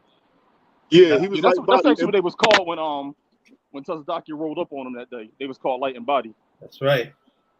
Yeah, they was Light and Body. Yeah, that's they used to wear like the all white, and then I would say the name, but somebody was clowning him. Oh, you know what? So you know what? I need to take that back then because they came up there before I joined them then. Yeah, it was definitely before '08 because I remember the timeline because we had first approached them. I was there when they first approached them because we had set up camp and they was across the street and their speaker was like drowning us out, man. It was like concert speakers. They was drowning us out. So me and I ain't gonna say the name again. Me and another dude rolled up on them. Like we went across the street, was just standing outside clowning. Well, he was clowning. I was just there because I wasn't really doing much. And then the following week, I was at work, and it just so happened my boss was like, "Yo, you want to leave early?" I was like, "Sure." And I just got off the phone with somebody else. He was like, "Yo, we down here with the guys in Comforter." I said, "Oh shit!" So I hauled ass down there. I was like, I had to be about 7 blocks away. Yo, I high stepped it down there, and I ended up right in the mix because I was in the media department. You know what I'm saying? So somebody passed me the camera. Then so the doctor told him to pass it back. He was like, "Yo, get somebody else on the camera." But I ended up right there in the action when he was talking to I forgot the boy name. It wasn't Rakashi Yar. It was Ramakai. Ramakai. Yeah, that's who he was talking to. Yeah. Wow. What part of Philly you at? Say it again. What part of Philly you at right now? I'm actually a block or two from the spot we was talking about. I'm right downtown. Nice. Yeah, you down Center City, right? Yeah. Wow. Like where they was at it was called the gallery at the time. It's called something else now, but I'm right outside the spot they was at. It's just stretched for like 3 blocks. You don't be seeing them cast the ICGJC out there no more. Yo, man, listen, it's Saturday, right? It's Philly. No bullshit. I mean, I don't know how clean your channel's supposed to be. So excuse my French, but I could count about 5 different Israelite groups to be out here on a Saturday, not including. I never see the ICGJC. I see ISUPK. I see some other dudes. I don't know who they are. Right. Right. You know who St. Basil is, right? Yeah. Listen, I ain't gonna say too much, but I know him. I'm from Philly. We came in around the same time. I came in '98. Right. I ain't gonna say too much. Yeah, I know him. I know him well, man. That's my Ahsharyaahla. Yeah, I know him. Ahsharyaahla, let me tell you something. When Mike, his name is Michael. Yeah. When he came into the church, he was quiet. Right. He didn't make no noise at all. Okay. He was just quiet. It seems like he's like kind of running things right now. I mean, you know, he's definitely running the Black Icon Entertainment now. They keeping that name, which is affiliated with a scam. Yeah. I mean, in all fairness, you're gonna come in quiet. Like you're not gonna come in and be like, "Yo, I run things." You know what I mean? You gotta build up to that. Well, I'll say this about a cult. Well, at least like what I saw. Yeah, that's true. That's true. I'm just talking about he went from what he was to what he is now, and I like the stuff that I seen and how he behaved and acted. It was just like I couldn't believe it was him. You know what I mean? I just couldn't believe it was him. That place will change a person. My bad. I don't want to mute you, Jacoby. Come and chime in whenever you want. But it's that background noise. It's all good though. But I want to hear what the brother was saying. I want everybody here too, because this is what I'll say about Saint Basil, Michael, Ahsharyaahla. Yeah, when I came in, I was the same. I was quiet. I wasn't that type of person really. When at least in my little crew coming up, I was the quiet one, and I wasn't that outspoken, and I wasn't, the type that would be up there and do public speaking, especially. But I think that cult changes a person to you have to become more like, out there speaking and all that. But yeah, I appreciate everybody that comes on. Jacoby, I don't really know you that well, but I'm gonna mute you, and I just wanted to say that when you talk, your voice, the way that you talk is vaguely. I vaguely remember you in '98. Yeah. Yes, around the time I came in, I think I was still like in knucklehead mode in '99, beginning of '99. That's when I, locked in or whatever, and then it was like, whatever from there. But I kind of missed what you said, San Miguel. Did you join the camp? Yeah, I was a particular camp. No, like I was from West Philly, so 52nd Street on Thursdays was back then. I Yeah. think Shaquat Gabar. I hate to keep name dropping. I don't want to like throw nobody in here. They're supposed to be in there, but he was running the camp, so I was like in there most of the time. And then like Rakash Yard, when he was still in that church, he had Night for Market, so I used to go down Saturdays. And then obviously the flagship camp was 15 for Market, so it was like a mix between them three camps. But by the time I really got, because remember I was young, I came in when I was 15, so when I was 19, that's when I really got involved. By then it was organized by like units, like, all right, this your unit, you're responsible for this part of Philly, or these two sections of Philly, whatever, you know what I'm saying? So it switched up a Okay. little bit, you know what I mean? So I was like, but Jacoby, you were in the ICGJC though, so you weren't in a camp. right. So camp can have two different meanings. The word camp, Right, you mean yeah. like, so the way ICGJC used the word camp, I mean like a street unit. sweeping or whatever. Yeah, exactly. Yeah. You know what I mean? Yeah, I had a unit on my own too within the ICGJC Orlando that I was running as a captain of 13,000. Hey, Ashar, did were you able to teach a class as a captain of 10,000? Yeah, me and Cashapp, we did the Hebrew Academy. So brothers like Lakama Yaraka, he was in there. I think Mike was in there too, if I'm not mistaken. Okay. Yeah. All right. Saint Basil, Right. Kahan. You remember Kahan, Jacob? I mean, Yeah, I remember Yaquan? Khan. Yeah. You call me Iquad, you call me Reno, it don't matter. But yeah, I remember Khan. Yeah. I It's said dope. Jacob. This is dope. It was like him, Tawab, what's the boy named Kapash? Kapash. All roll together. Yeah. The skinny tall brother, the one that got hit by, remember the brother that got hit by the train? Kakamaka, yeah. Kamakad. I think that was his name. I feel funny throwing people's names out there, man. Yeah. Yeah, he was tall, brother. They said He the went to train hit him in his head. He went to Pittsburgh. He one of the apostles. I mean, last time I heard. Yeah, he wore the glasses or whatever like that. Yeah. He was cool as shit, man. That was my man. Yeah, he was cool. For sure. And then he was like, I think he might have still been in Drexel or just coming out of Drexel. So I used to see him a lot because I was going to West Philly High when I first came in. So we used to always like, I used to play that area a lot, back then when I was like 16, 17. Yeah. But he was good people, man. He still is, you know what I mean? Just, and as much as you can be in that, in that place. So yeah, but San Miguel, to answer your question, I did the Brotherhood scriptures for the Hebrew Academy as a captain, I think every Sunday.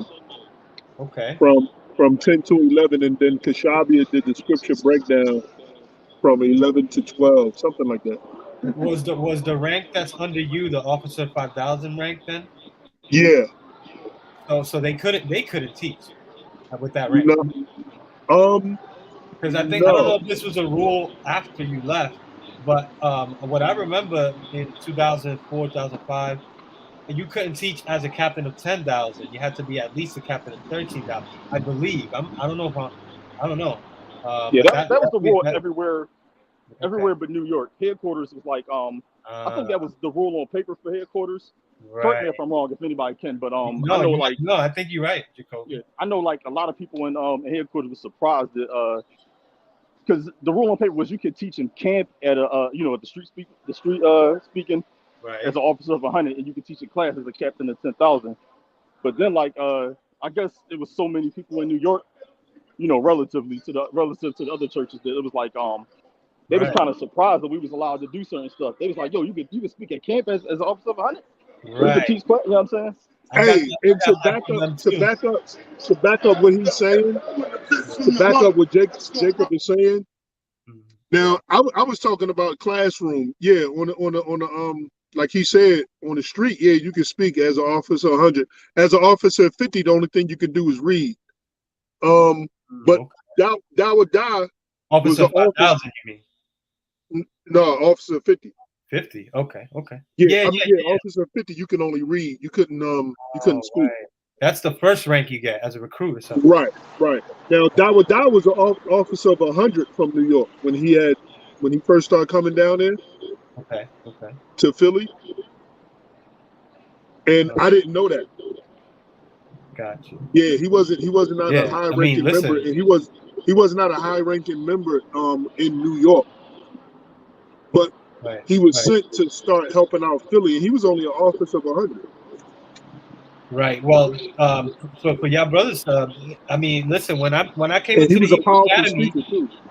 when I Yeah, he got graduated from busy. the Hebrew Academy in like 06, I was a officer of 1,000, I believe, officer of 500, and all we had at the time was the highest rank was officer of 5,000.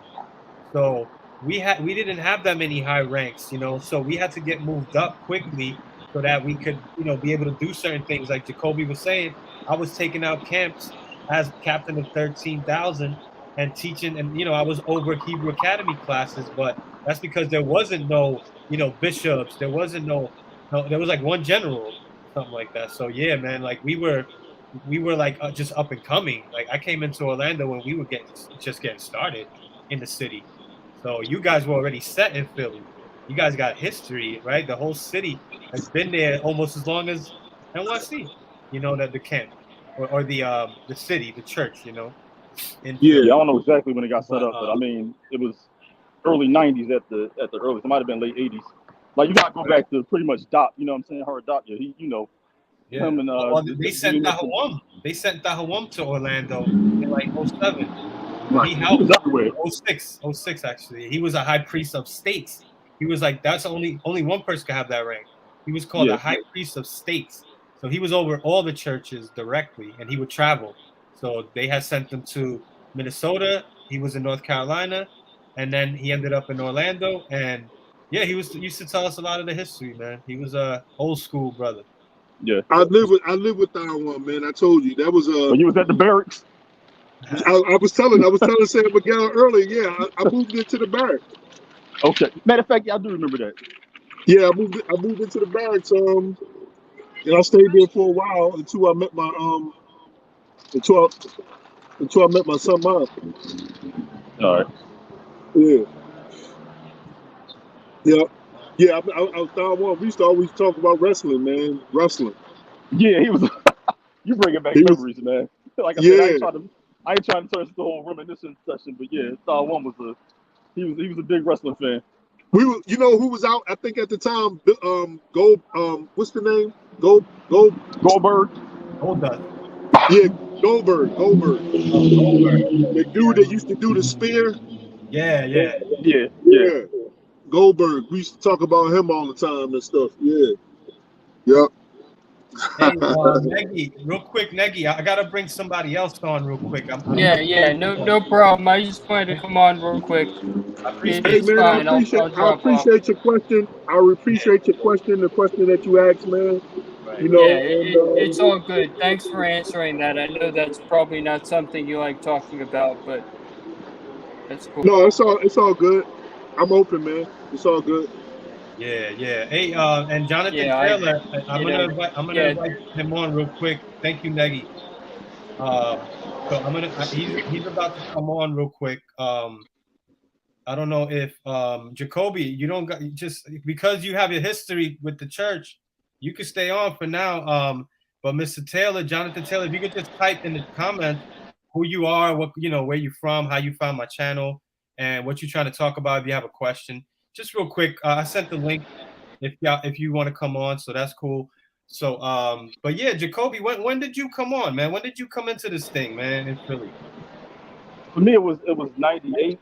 I think I said that Oh earlier. wow. It was '98. I was only like 15. Okay. Yeah, definitely cross paths. Yeah, we did. We definitely did. I remember him. I With a remember him. I car, remember he used to academy and all that. They used yeah. to kind of not no shot at the brother, but they used to kind of point out the irony because he was real stern, but his name ain't Happy. You know what I mean? You know, Ashar mean happy. They was like, yo, why you such a it was like, especially after you left, it was like, this dude was an a-hole, but his name ain't Happy. You know what I'm saying? Again, no shots, but No, that was hey, tough. you right. You had that. Go ahead. Yeah, you had that reputation, like no nonsense. You know what I mean? You know, you always had the low brow. You know, you had the mean mug going. You know what I'm saying? Even like when you used to teach, like it was like no laugh or nothing. You know what I mean? Wow. But it was like Wow. I remember you told the dude. Remember all them dudes from Trenton came through. Remember Doc pulled all them dudes from Trenton, and the homie they used to use the word neff. That was like they word for like son or boy or whatever. They used to say neff. And when he was like, yo, wipe that smile off your face.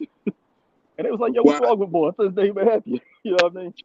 So I definitely remember you. I was in the academy. I joined the academy when I was 16. You know what I'm saying? Back then you couldn't graduate till you was like 20. They gave me a pass to graduate when I was 19, but I fumbled that and didn't graduate when I was like, I think 21, 22 or something, whatever. But either way, I remember you was teaching the academy. And back then we said day classes. You know what I mean? Like 3 days a week. It was like from 11 to 1 or something like that. Yeah. I think you used to teach one of them, Karab, from Injustice League. Used to teach one. Thahwan used to teach some. You know what I mean? Yeah. Like I used to come up there while I was supposed to be in school. So I won't be like, yo, your mom know you here? You know what I'm saying? I'm like, yeah, she know, man. I'm good, man. Wow, man, you took me back, bro. Yeah. Dang, that's crazy. That's crazy.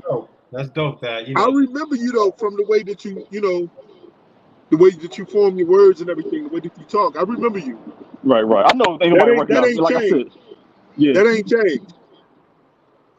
He said mean mugging. Dag, I used to dag, man. I was that bad. That reputation though, because it was like, they used to say like your name. Yeah. I know you, Ahshar. I know you from I first saw you on the Rebel Alliance media because we didn't cross paths. So I don't know if you want to get into that a little bit, but I remember your videos on that. Jacoby, you remember the Rebel Alliance media when it first started? I would say when it first started, because back then when they first started, whenever that was, I was still locked in the church and all that. You know what I'm saying? So I was like, It was like, yo, don't watch these videos. I remember there was a dude from Philly named Shiz. That time we came in at the same time, went to school with him. His name was Ahsharyaahla. So Sean Cook. I mean, I hate the name drop, but his name was, we used to call him Shiz. He used to rap. He used to put up rap videos on YouTube, and they used to like comment on his videos and troll him and whatnot. So when he mentioned that, that's when I first heard about him. He's like, yeah, they call it Rebel Alliance. They leaning into the fact that they rebels or whatever. So I'm like, all right, cool. What year you left? Say it again. What year did you leave this thing?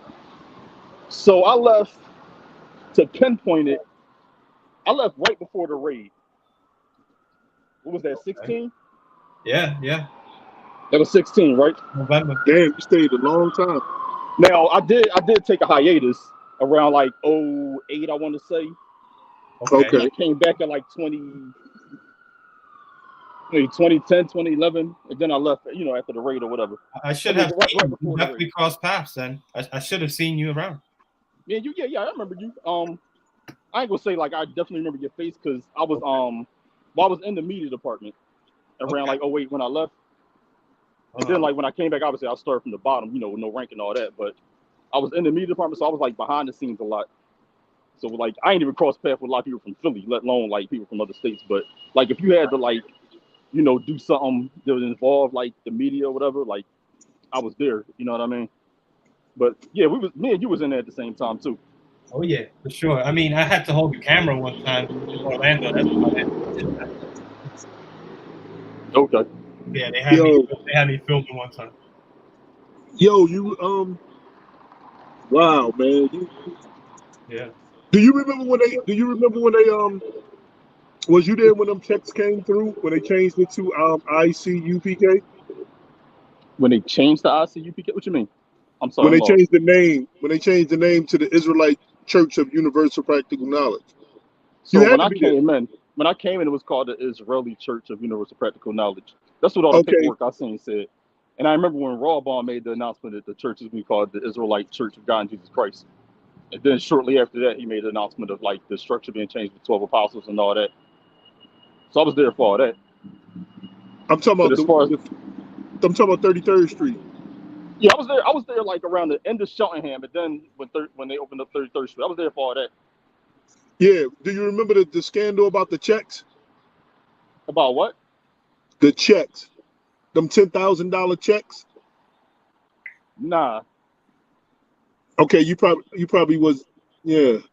I mean, I was a kid, you was, and then and Sahawam kept me out of the mix of a lot of stuff. He used to be like, yo, remember, I don't know if you remember when Damn, I don't even really want to say his name, but it was yeah, I really don't like dropping names. Zion Ahsharyaahla came back.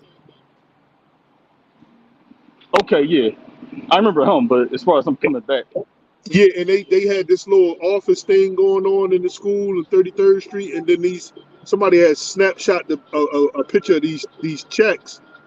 Yeah, you was too young, probably. yeah. So, Like I said, I wasn't in the mix for a whole lot of that. You know what I mean? Yeah.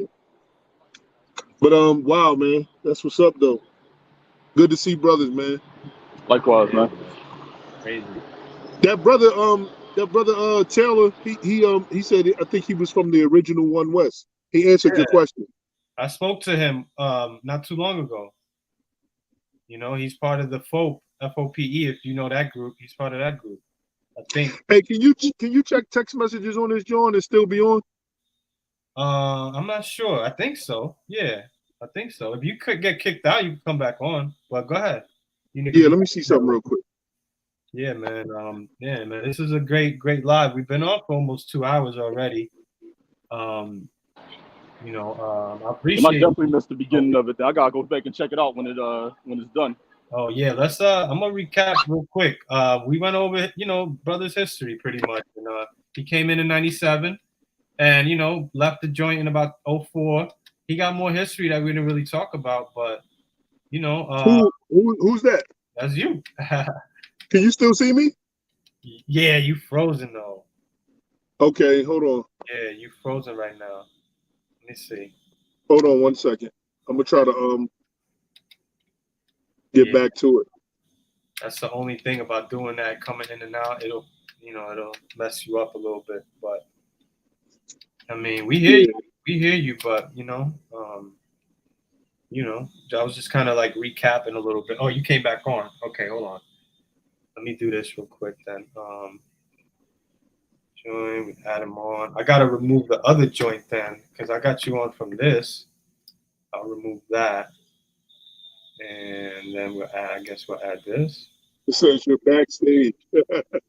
Okay, can you see it now? I can't see myself, no.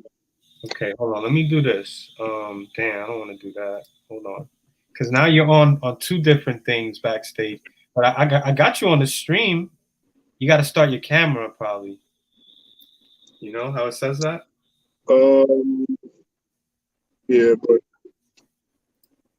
yeah, I don't know what's up with Jonathan. Oh, hold on. I sent the link, Jonathan. All right, I got it. Okay. Yeah, Jonathan. I sent that link. I don't know what's going on. He came in '92. Who's that? Jonathan Taylor. He's on the comments right now talking. Oh, okay. Yeah. Where'd Jacob go? What's that? Where'd Jacob go? He's on. I'm here, yo. I just had to move. Okay. Yeah. There you go. Yeah. Yeah, Mr. Taylor could come on at any time. I don't know what's going on. Yeah, One West. You know what? I went to New York one time. I think of course it was during the council, and I went to they was doing the Hebrew Academy on like this looked like a schoolyard or something. It had this gate around it. I don't know if it was on a roof somewhere. Right. But yeah, I remember when I stayed up there, I went up there and I went to the Hebrew Academy. I think it was that night that I stayed in New York City. And the brother took me to the Hebrew Academy, man, and it was about 100 brothers in that joint. They all stopped and saluted me. Shalom. How about Hey, you sound a little your sound ain't too good right now. I wonder if that's good. Nah, I mean it's okay. No, don't worry about it. Yeah, I don't know. Yeah. It's echoing. It's a little echo, yeah. But yeah, let me see here. I think the brother want to come on. He keeps saying send the link. I sent the link like 4 times, bro. I don't know what's going on. But he keeps saying send the link. But yeah, I was on this channel, FOPE. I don't know if you're familiar, if any of y'all familiar with that. FOPE is one of them black only Israelite groups, is what they call them. So they call Yeah, I saw that. What's the acronym stand for our people's edification, I believe. Folk. Yeah. Yeah, That's yeah. funny. So I mean, I agree that there's a problem there when you try to include Mexicans in a chart with Haitians. So I mean, I don't know. Hey, are you guys seeing my link popping up in the comments? I don't understand why he can't see it. Are y'all seeing the link? No. You don't see the link? That's weird. Oh, my bad. Damn. Maybe scroll up in the comments, Mr. Taylor. You'll see the link for sure. If you scroll up and look at the comments, I don't know what's going on. That's so weird. Damn. You see, cause yeah, my joint be damn messing up sometimes. You know, I don't know. I'm definitely putting it in the comment section and sending it through. And yeah, I don't get it. You know, it's right here. Look, you see? It's just yeah, I see it now. Yeah. I mean, I keep posting it. I don't know if one of y'all got it. If y'all could post it on the comment section, you know, if y'all could copy and paste, then that would help out with this brother. Because I don't know, sometimes it messes me up, and I can't do anything. I don't know what the issue is. I have issues with StreamYard, man. I got to get off this joint. I don't like it. But yeah, I don't. yeah. You know, I'm amazed that I'm in here right now. I don't even really be up on technology like that, except for talking and texting. Right. Hey, let me do something real quick, Ashar. Yeah. Let me do something real quick. I don't know why you're coming up twice on here. Give me 1 second. Hopefully this don't boot you out, but I'm gonna try to, because you're on here twice. It's like you're doubled up. So That's probably why he can't get it. let me do this real quick. Yeah, probably. Let me see. Yeah, go ahead. Do you think? And we'll be, if you want to run this, you should. I'm just gonna kick. All right. So you're still on, right? Can you hear me? Yeah. Yeah, you good. Perfect. All right. So let's see if he comes on. If he's able to come on. I don't know if you could only have four people at a time. I don't know how this works really. I'll be seeing the folk channel, the FOPE. They be having way more than 4 people at a time. Can y'all hear me? Yeah, I can hear you. Okay, good. All right. So yeah. I don't know. Hopefully he comes through. There's the link. You know, brothers were able to get through. So, but yeah. Yeah, it kind of had me messed up at first too. Remember, it was showing me some McDonald's stuff. Oh yeah, I don't. That probably has to do with your connection, your internet connection. I don't know, because you're out and about. You're not, you know. Yeah. So Yeah, we didn't get into your Rebel Alliance history, bro. yeah. If you want, I mean, you just real quick or whatever. I don't care. Yeah. I don't have a problem talking about that. Yeah. So what was about 2008, 2009, I think, maybe 2009. And by this time I had, you know, I think I had a channel up called Ashar 2. Okay. And I was doing my Gentiles can be saved type information, sharing that from the Bible. And I remember, I think KOC did a video, and he kind of like linked all the former Hebrew Israelite guys into this video, you know. And I saw my my avatar on it. You know, he had this thing that was like spinning around and talking about people that was defending the Bible and things of that nature. And so, you know, I started watching the Rebel Alliance videos just to see what was going on. And in the comment section, I wound up chatting with the marksman. I wound up chatting with him, and he told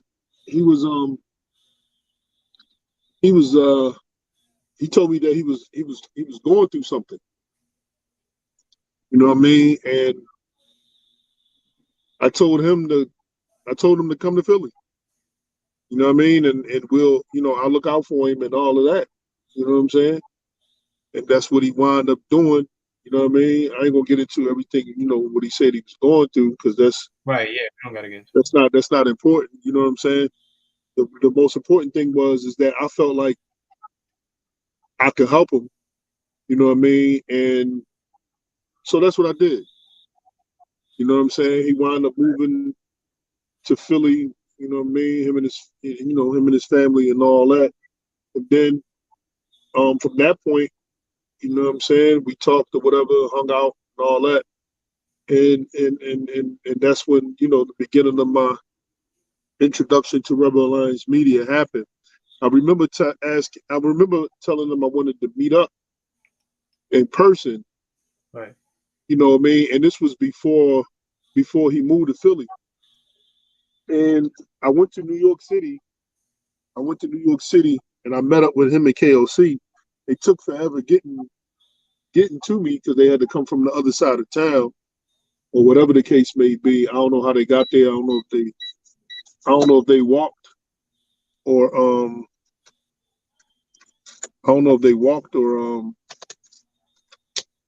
caught the bus. You weren't a believer in the Hebrew Israelite stuff no more now then.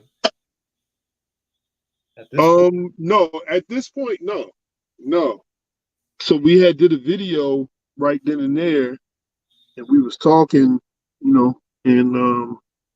yeah, man. So that was the beginning of my change.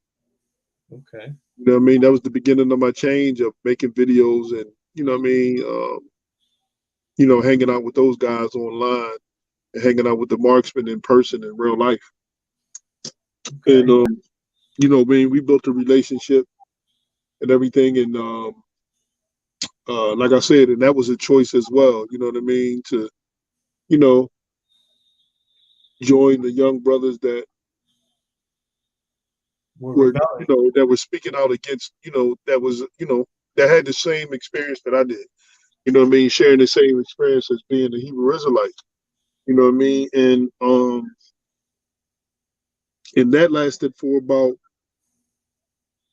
I don't know, maybe a couple years. We even me and the marksman even went to the school. Oh snap! We went down to the school in Philly, and on the Day of Atonement, they was in Kensington. They was down Kensington, I think Kensington or Frankfurt or something like that. So we decided to go down to the school, and we recorded it. I had my phone out. I recorded it. It was the Day of Atonement, and yeah, I remember Mafia. He had came out. A couple other guys came out that was there. And I told him, I said, let's go down there, man. And he was kind of like, just wanted to be sure that if anything went down, that we had each other back. And I told him, I said, they not do nothing. Yeah, they're not going to touch you, bro. I said, trust me. You know what I'm saying? And they didn't touch us. You know what I mean? They surrounded us. They did act like they was going to touch us. They did attempt to put some fear in us, but they didn't. Okay. You know what I'm saying? And yeah, so we had that experience, and some you know what I mean, some experiences, just dealing with each other, whatever, you know what I mean? And like I said before, man, I sent, things started to go a way that I didn't want to participate in the way that it was going, right? So, you know what I mean? I'm not going to sit up here. I sent the marksman an email, and I apologized to him about my the way that I handled my exit from Rebel Alliance Media, right? So I'm not going to sit up here and try to bash nobody. Huh? You were official Rebel Alliance then for a little while. I was definitely on the team. I had the password to to the channel. I had the email. You know what I'm saying? I was able to look at messages. I was able to respond. People, some of those comments on the videos was you know, some of them was me. Okay. You know what I mean? Definitely remember you used to wear sunglasses on the joint. Yeah, I had these I had these shades. Yeah, I did. I remember that. Yeah, and I remember that. Yeah, man. Yeah, I did. Wow. the early YouTube years with Black Hebrew Israelite, you know, involvement and all of that. Rebel Alliance was there. Yeah, you were there. I remember you were there, man. I remember. I know the history. I was watching the That's video. That's why they made the 3 goat head thing. Ah, right. Yeah. I know exactly what you're talking about. I know that picture. Yeah, they made the 3 goat head thing, and and if you take a look at our Boo video, KOC actually made me a logo intro thing. Out of, you know, the art with the ram head with me and those glasses and point, and KOC made that for me. KOC did that image? Yeah, he did that image for me. The one Abu did a video, what is it called? I think Mashabi and King David? No. Damn. King James and his followers being Anglican. Okay. Part one and two. And he opened up talking about how he was looking at a video or two, but didn't become interested in making a video until he went onto the Ashar 2 page, and I made a video called Breakdowns for Black Hebrew Israelite Dummies. And anyway, that logo, he shows my whole page, and you see the logo on there for Ashar 2. And KOC is the one that made that for me, because I asked him to make one, and because I couldn't make one. Okay. I kind of like wanted my own little logo because they had their own, right. Marksman had his and KOC had his, and I just wanted. Who was editing the videos? Say it again. Who was editing the videos for Rebel Alliance? Sometimes I did my own videos, you know what I'm saying? And I put them up, and I was not good at it. Right. But KOC did his, and sometimes the Marksman, put his hand in doing some of my doing the editing for my, a video or two of mine or whatever like that. Can we still find those videos with you on there somewhere? No, they was all deleted. Maybe on Abu's channel. Yeah, Abu have the video of not of me, but he has the video that I created when I was Ashar 2. Yeah. Before I became the general, because I changed my name to the general when I got with Rebel Alliance Media. Yeah. That's right. And I changed my name to the general because the Israelite Church never made me a general. Nice. So I just was like, yeah, I'm gonna be the general. Gotcha. Yeah, because it's all made up, anyways. The hell. Yeah. Yeah. Yeah. What better person but yourself to give you, a rank. So yeah, right. Man, that's dope. I remember you, man. I know that history, and Rebel Alliance. It was they're pioneers, man. Y'all pioneers and all this. So, hey man, salute to them, man. Salute the KOC, the Marksman, man, for starting that. They, what I mean. I was a part of it, but what I mean. They are the originators. What I mean. I came along. You know what I'm saying, and salute to them, man, for helping freeing all the minds that they did free, man, and hopefully those people stay free in whatever paths and journeys that they took or are taken from listening to them and being able to come out of the madness that we were all a part of at one point, man. And like I said, I made a choice to do that. Not just Rebel Alliance Media. I made a choice for every place that I ended up in, man. I was a Muslim. I took a Shahada at one time, and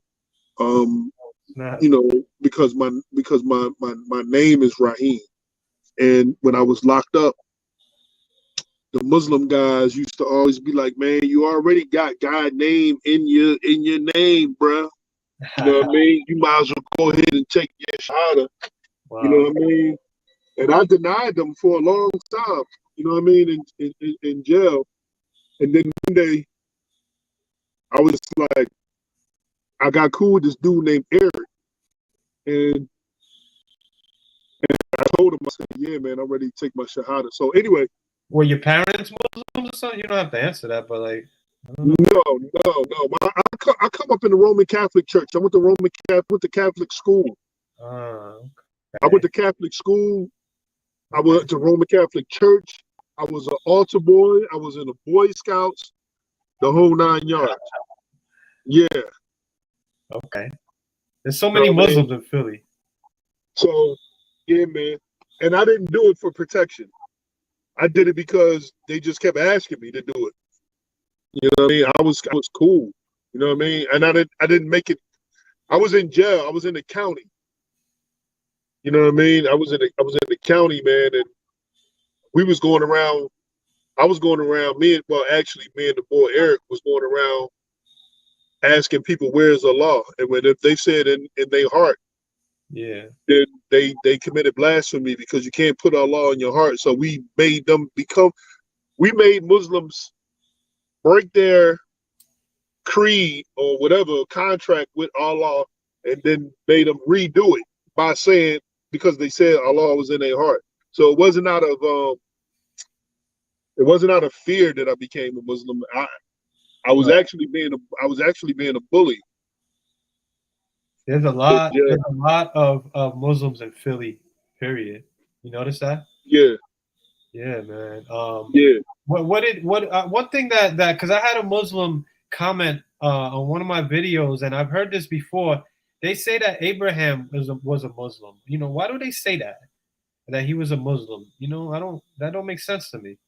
Because of number one, is more than likely because of the location of where these biblical what these books say they lived. Right. Okay. So yeah, that's more, because they believe that the religion of the Middle East is Islam. And that's it speaks to what's happening, you know, nowadays. You know what I mean? In the Middle East over there, you have the that's America in the Middle East. That's what it is. That's the reason they fight. This, because is Allah stronger than Jesus? That's what it's about. Right. You understand what I'm saying? For sure. Yeah. And in China and over there is Buddha or whatever God it is, in whatever Russia, whatever they believe in. Right. That's all it is about flexing about whose God is the strongest. But didn't Islam start in the 7th century, like 600, CE, 7th century, which is like 400, 500 years after Christianity, or 200, 300, I don't know. After Christianity, like Islam itself, which are the people that follow Islam are Muslims. So technically, the religion didn't start until the 7th century, right? Well, a Muslim would argue, right, that it started before Christianity, because one is born, and I'm really giving you the answer. Okay. One is born a Muslim. Okay, so that's the argument that you'll get in a debate with asking somebody that didn't it come after Christianity? No, as according to the real Muslim, they're going to say that you were all born Muslims but didn't know it. But isn't that because they're just using the word Muslim, the etymology, which means one that submits to Allah. Submits to Allah. Right. So now you got to look at I'm sorry. Go ahead, brother. I was just going to say the definition of that can fit a person, and now you can stretch the history and the origins of Islam to definitely go beyond and before when it really started. So I mean, it's kind of like playing. I think what they're doing is using a word and going into the etymology of it, like how Hebrew Israelites do with the word Egypt, and they say, oh yeah, we're going to go back to Egypt, but Egypt means slavery, and it's like, well, Egypt is a land, but yeah, if you go into the etymology of it, then now you're changing the definition, and you're able to do whatever you want with that scripture. So it's like, it seems like kind of like that, because I had somebody say that. I had two people say that to me, that Abraham was a Muslim, and it's only because Muslim means somebody that surrenders to God, but a Muslim has to go to Mecca. Muslims praise a certain amount of time a day, and they believe in Muhammad as a prophet who didn't exist. And the whole entire religion doesn't look like it existed before the 7th century. So I don't know, it's just weird. Yeah, no, you got a very good point, and yeah, because it go ahead. Oh, my bad. Because it's like saying this, right? A Jehovah's Witness, right? We know the religion wasn't around until, I don't know what, I think it's 17 or 1800s. I don't even know. But the name Jehovah's Witness is somebody that witnesses the glory of God.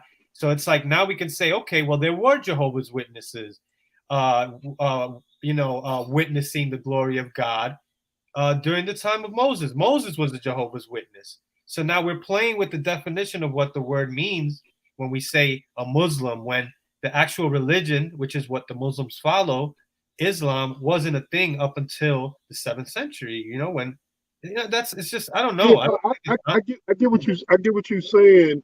Yeah. I think more so I'm gearing my thinking towards what it stemmed from.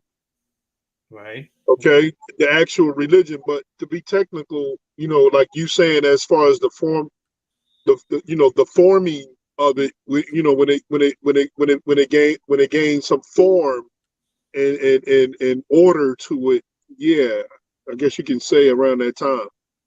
Okay. All right. Yeah, I wanted to just address that real quick. I know you don't call yourself a Muslim. No, I'm not. Okay. Well, yeah, Negi had another question for you, Ashar. So yeah, I got something I got to know. So when you were into that, how deep did you get into it? Because one thing I've always done is I love studying languages. So when I was in the Hebrew Israelite thing that I was in, I learned the whole Lashon Kadash thing like in a day. So I'm curious, did you ever learn Arabic? Did I ever learn Arabic? Yeah, did you? While being in the Hebrew Israelites? Within when you were dealing with that Islam thing. Oh, very, very, very, very So little. You've probably seen something like this. Have you ever seen this dictionary? This is the Hans Wetter. Hold on 1 second. Yeah. Give me 1 second. I got to turn the air on in this joint. Yeah, sure.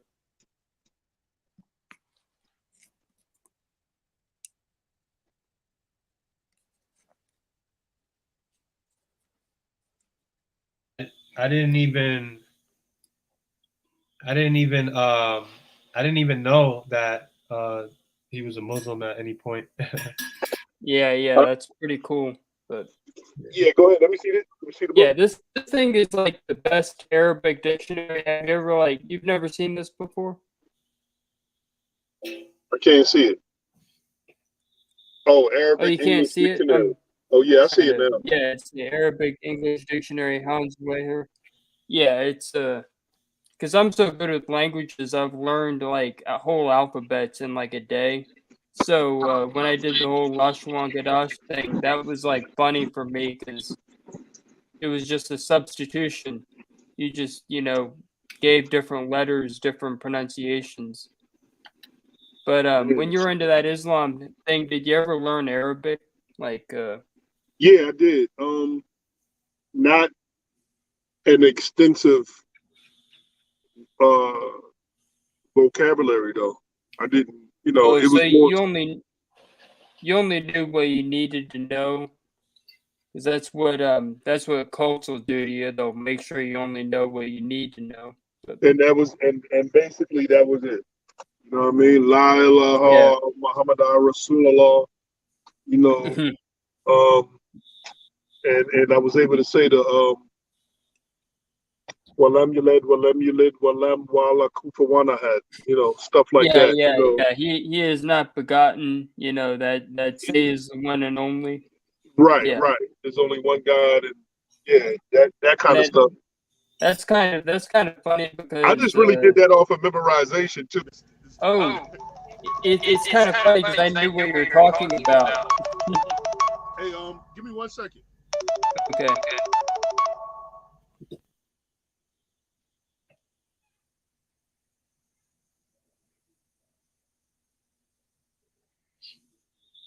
Yeah, I don't know if he's going to be able to stay on, but you guys could hear me, right? Yeah, I hear you. Yeah, I can hear you.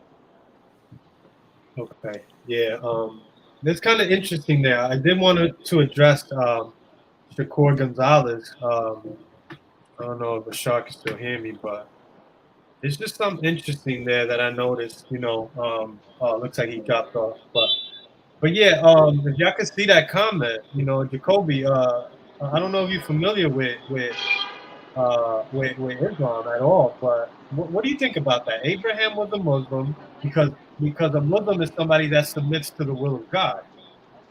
I So mean, if you want to go but by that definition, then yeah. if you want to go by that definition, and depending on what you Yeah, call yeah. God, like you could call a whole lot of people. I know in Islam, I forget the number of prophets they attribute to Islam, but a lot of them you find in the Bible. Abraham is one of them. Noah, Enoch. Yeah, they even consider Adam to be a prophet. So it's Right. like the bar is so low. They consider Jesus a prophet. Yeah, Exactly. So you know, whatever that number is, Muhammad was the last one. You know what I'm saying? So it goes back to Adam. It goes to Enoch, Abraham. I wish I had the order and the number, but their logic and reasoning is that they even say that Abraham and Ishmael built the Kaaba. You know what I mean? Obviously, that's way before Muhammad. You know what I mean? So I mean, they it's kind of revisionist history on their end. At least I believe. Right. I mean, Yeah. to me, it just doesn't make sense because we know when Islam began, and we know that Abraham, was a Jew or a Hebrew, and he paid his tithes, to Melchizedek, which some people say was Jesus Christ. Some people believe that. Some people say Yahweh or Yahweh or Jehovah or whatever was Jesus Christ. So people back then were following Jesus Christ. A Christian is someone that follows Jesus Christ. So technically, Abraham was a Christian. Technically, Moses was. You know what I mean? It's kind of like doing that, and it's Yeah, like I guess. this is what the Hebrew Israelites do with the word Egypt when they change, what we know as a landmass Yeah. into it meaning slavery, and now they can take that comment or that scripture and now it means something different than what it's originally trying to say, so it's Which is like always weird to teach because Egypt is a Greek word. It means bondage. But if you read it in the it's Mizraim or whatever the pronunciation you want to use for Mizraim, and it doesn't mean bondage. it You know doesn't what I mean? nowhere. Whatever it means. I mean, it's kind of funky. But I mean, yes, it's all types of mental gymnastics applied to all of that. Right, that's what I think. that's Matzurayim. Right, well, what does Right. that mean? The mound of God or between two straits, or what does it mean? No, it means confined. It means cramped. Okay, gotcha. So like something that's like really, not able to grow or get bigger. Okay, yeah. I mean, I came up with different things, so it's like it's hard to come up with the origin of a word like that when it's so old, Or you know. or you get weird translations like the House of Bondage. I only got that from one location, and I think it was like a Jewish source. But the reason why they say that is because they say that it's like between two things. It's like because you have Upper and Lower Egypt, so that name they say is a double meaning, like it's a double something. So it's not just it doesn't just mean slavery. It means like double binds or double misery. Like they say that word Mizraim is equal to misery, which is not bondage or slavery, but it's like misery. You're miserable. It's so I don't know, but I've heard different things. Like I said, Okay. yeah, but I don't know. Some of that is kind of cool, but some of it's kind of cheesy too. Yeah, I mean, I look at the breakdowns of Hebrew Israelites now, and I'm like, nah, this is wrong. Y'all lying. Y'all changing this, what this means, and this is not in context. Jeremiah 14:2. What do you think? What do you believe in now, bro, Jacoby? What do you believe now? If I can ask you That's an interesting that. question. I mean, Yeah, still believe in God. I ain't took the atheist route like yourself. No shots. Ah, I still believe in God. I do appreciate critical thinking, and with that, because I like to debate too. So I mean, you gotta hold people to critical thinking when you do that. So it's like when people apply critical thinking to belief in God, I'm not mad at them for saying like, I just don't believe in God. It's like, all right, that's your business, because I do. But if you ask me to, prove his existence, no, I ain't mean to jump immediately to this, atheist thing. I know you just asked me an open-ended question, but I still believe in God. I don't apply to any, or at least not much of the Hebrew Israelite doctrine. I was kind of spoon-fed a lot of it before I came in there. My mom believed some things that kind of apply to that, which kind of attracted me to that. But okay. I still believe in God. I still believe in the Bible as it is written, as much as I can interpret. I mean, that's pretty much the best way I can answer that question. Yeah, no doubt. That's cool, man. But you're not. Do you believe you're an Israelite? No. Okay. All right. That's cool. I Yeah, also don't think it matters if you believe the Bible. You know what I mean? exactly. I agree with that. I definitely agree with that. So yeah, that's good. I like to see where people are after, leaving a place like the ICBJC, which is, very, very identity based. It's very important, that who you are genetically. Right. Yeah. And let me just volunteer this piece of information. It's a relief to have that racist monkey off your back. Okay. After you leave that place. You know what I mean? Right. Right. To just live in the world, regular as much as possible. Right. Having to interact with people every day and be like, yo, damn Edomite, damn Moabite, damn Canaanite, damn this, damn that. It's like, all right, man. It's like, cool off, man. Now imagine what it's like to go from thinking that I might be an Edomite to knowing that that's not a possibility. Yeah, like I seen you on the homies channel however long ago, and I never really listened to long videos like this. I mean, I never really watch them. I just listen. Right. So I'm hearing you. Wasn't like, damn, dude sound white. He must have grew up around white people or whatever. You know what I mean? And then I hear San Miguel mention like, yeah, you're actually white and was in the Hebrew Israelite group. I was like, hold up, I had to pull the video up. I was like, I was bewildered, but and then as I listened to your backstory, I was like, all right, but that was peculiar to say the least. Right. Yeah. I was unusual. I didn't fit in. Yeah. That's why I thought it was interesting. Right. To get him on. Yeah, for sure, man. But I don't know. I don't think the brother's gonna come on. Looks like Bashar is done for the night. I'm Okay. glad I got him on at least for a little while, because his history is like really interesting. And but he got to work. He's a hard worker. He's a trucker.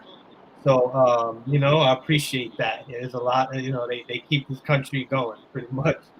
Yeah. So Now I did see. I scrolled past one of his videos. I guess it was on Rebel Alliance, and it said like Ahsharyaahla. I think it was titled "My Life as an Israelite." right. And I just kept it pushing. But when you asked me if I remember him from Rebel Alliance, I was like, yeah, but nah, you know what I mean? But it just Right. didn't really. When I started tuning in the Rebel Alliance, I was like, it was so much. I was like kind of jumping to like stuff I found relevant, basically speaking on ICGJC or whatever, stuff I found interesting, or like KOC was comedic, so I was like, let me see what kind of jokes he cracking on this joint or whatever. So I was like, I'll get the Ahsharyaahla joint when I when I get to it. Okay. Yeah. I don't know how much they still have. I don't know how much of him you can find online still, because I Right. don't know if Rebel Alliance kept his videos up.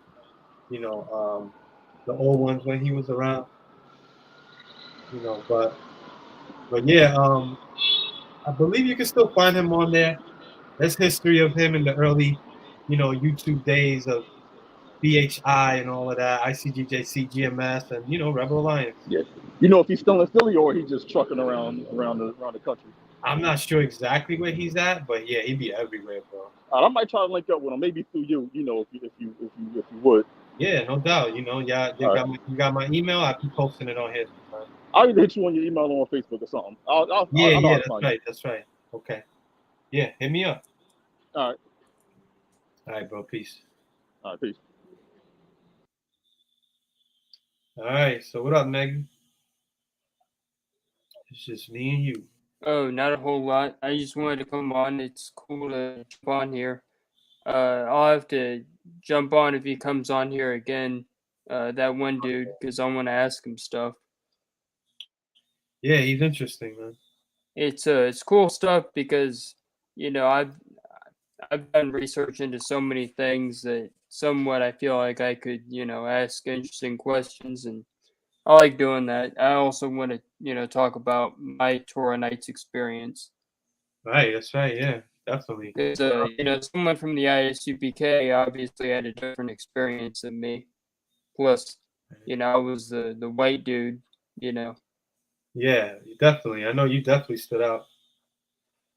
Oh yeah, I was like, people in the group had issues. I mean, it was never camps. Yeah, I bet. That was the ironic thing, but yeah, it was good to come on. Yeah, definitely, man. Thank you for coming on anytime. Yeah, I'll jump on anytime. Yeah. So I'll see you around, man. Take care. All right, bro. Peace out. Yep. All right, everybody. I think that's about it. We calling it a night. Thanks everybody that joined in today.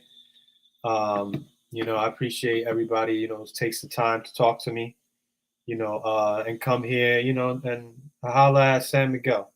We got a lot of interesting topics to cover. This was another good one. This is about it. I'm gonna call it a night. It's been good. It's been a few hours. And San Miguel TV signing off. Thank y'all for joining and listening. Have a good one. Peace out, y'all.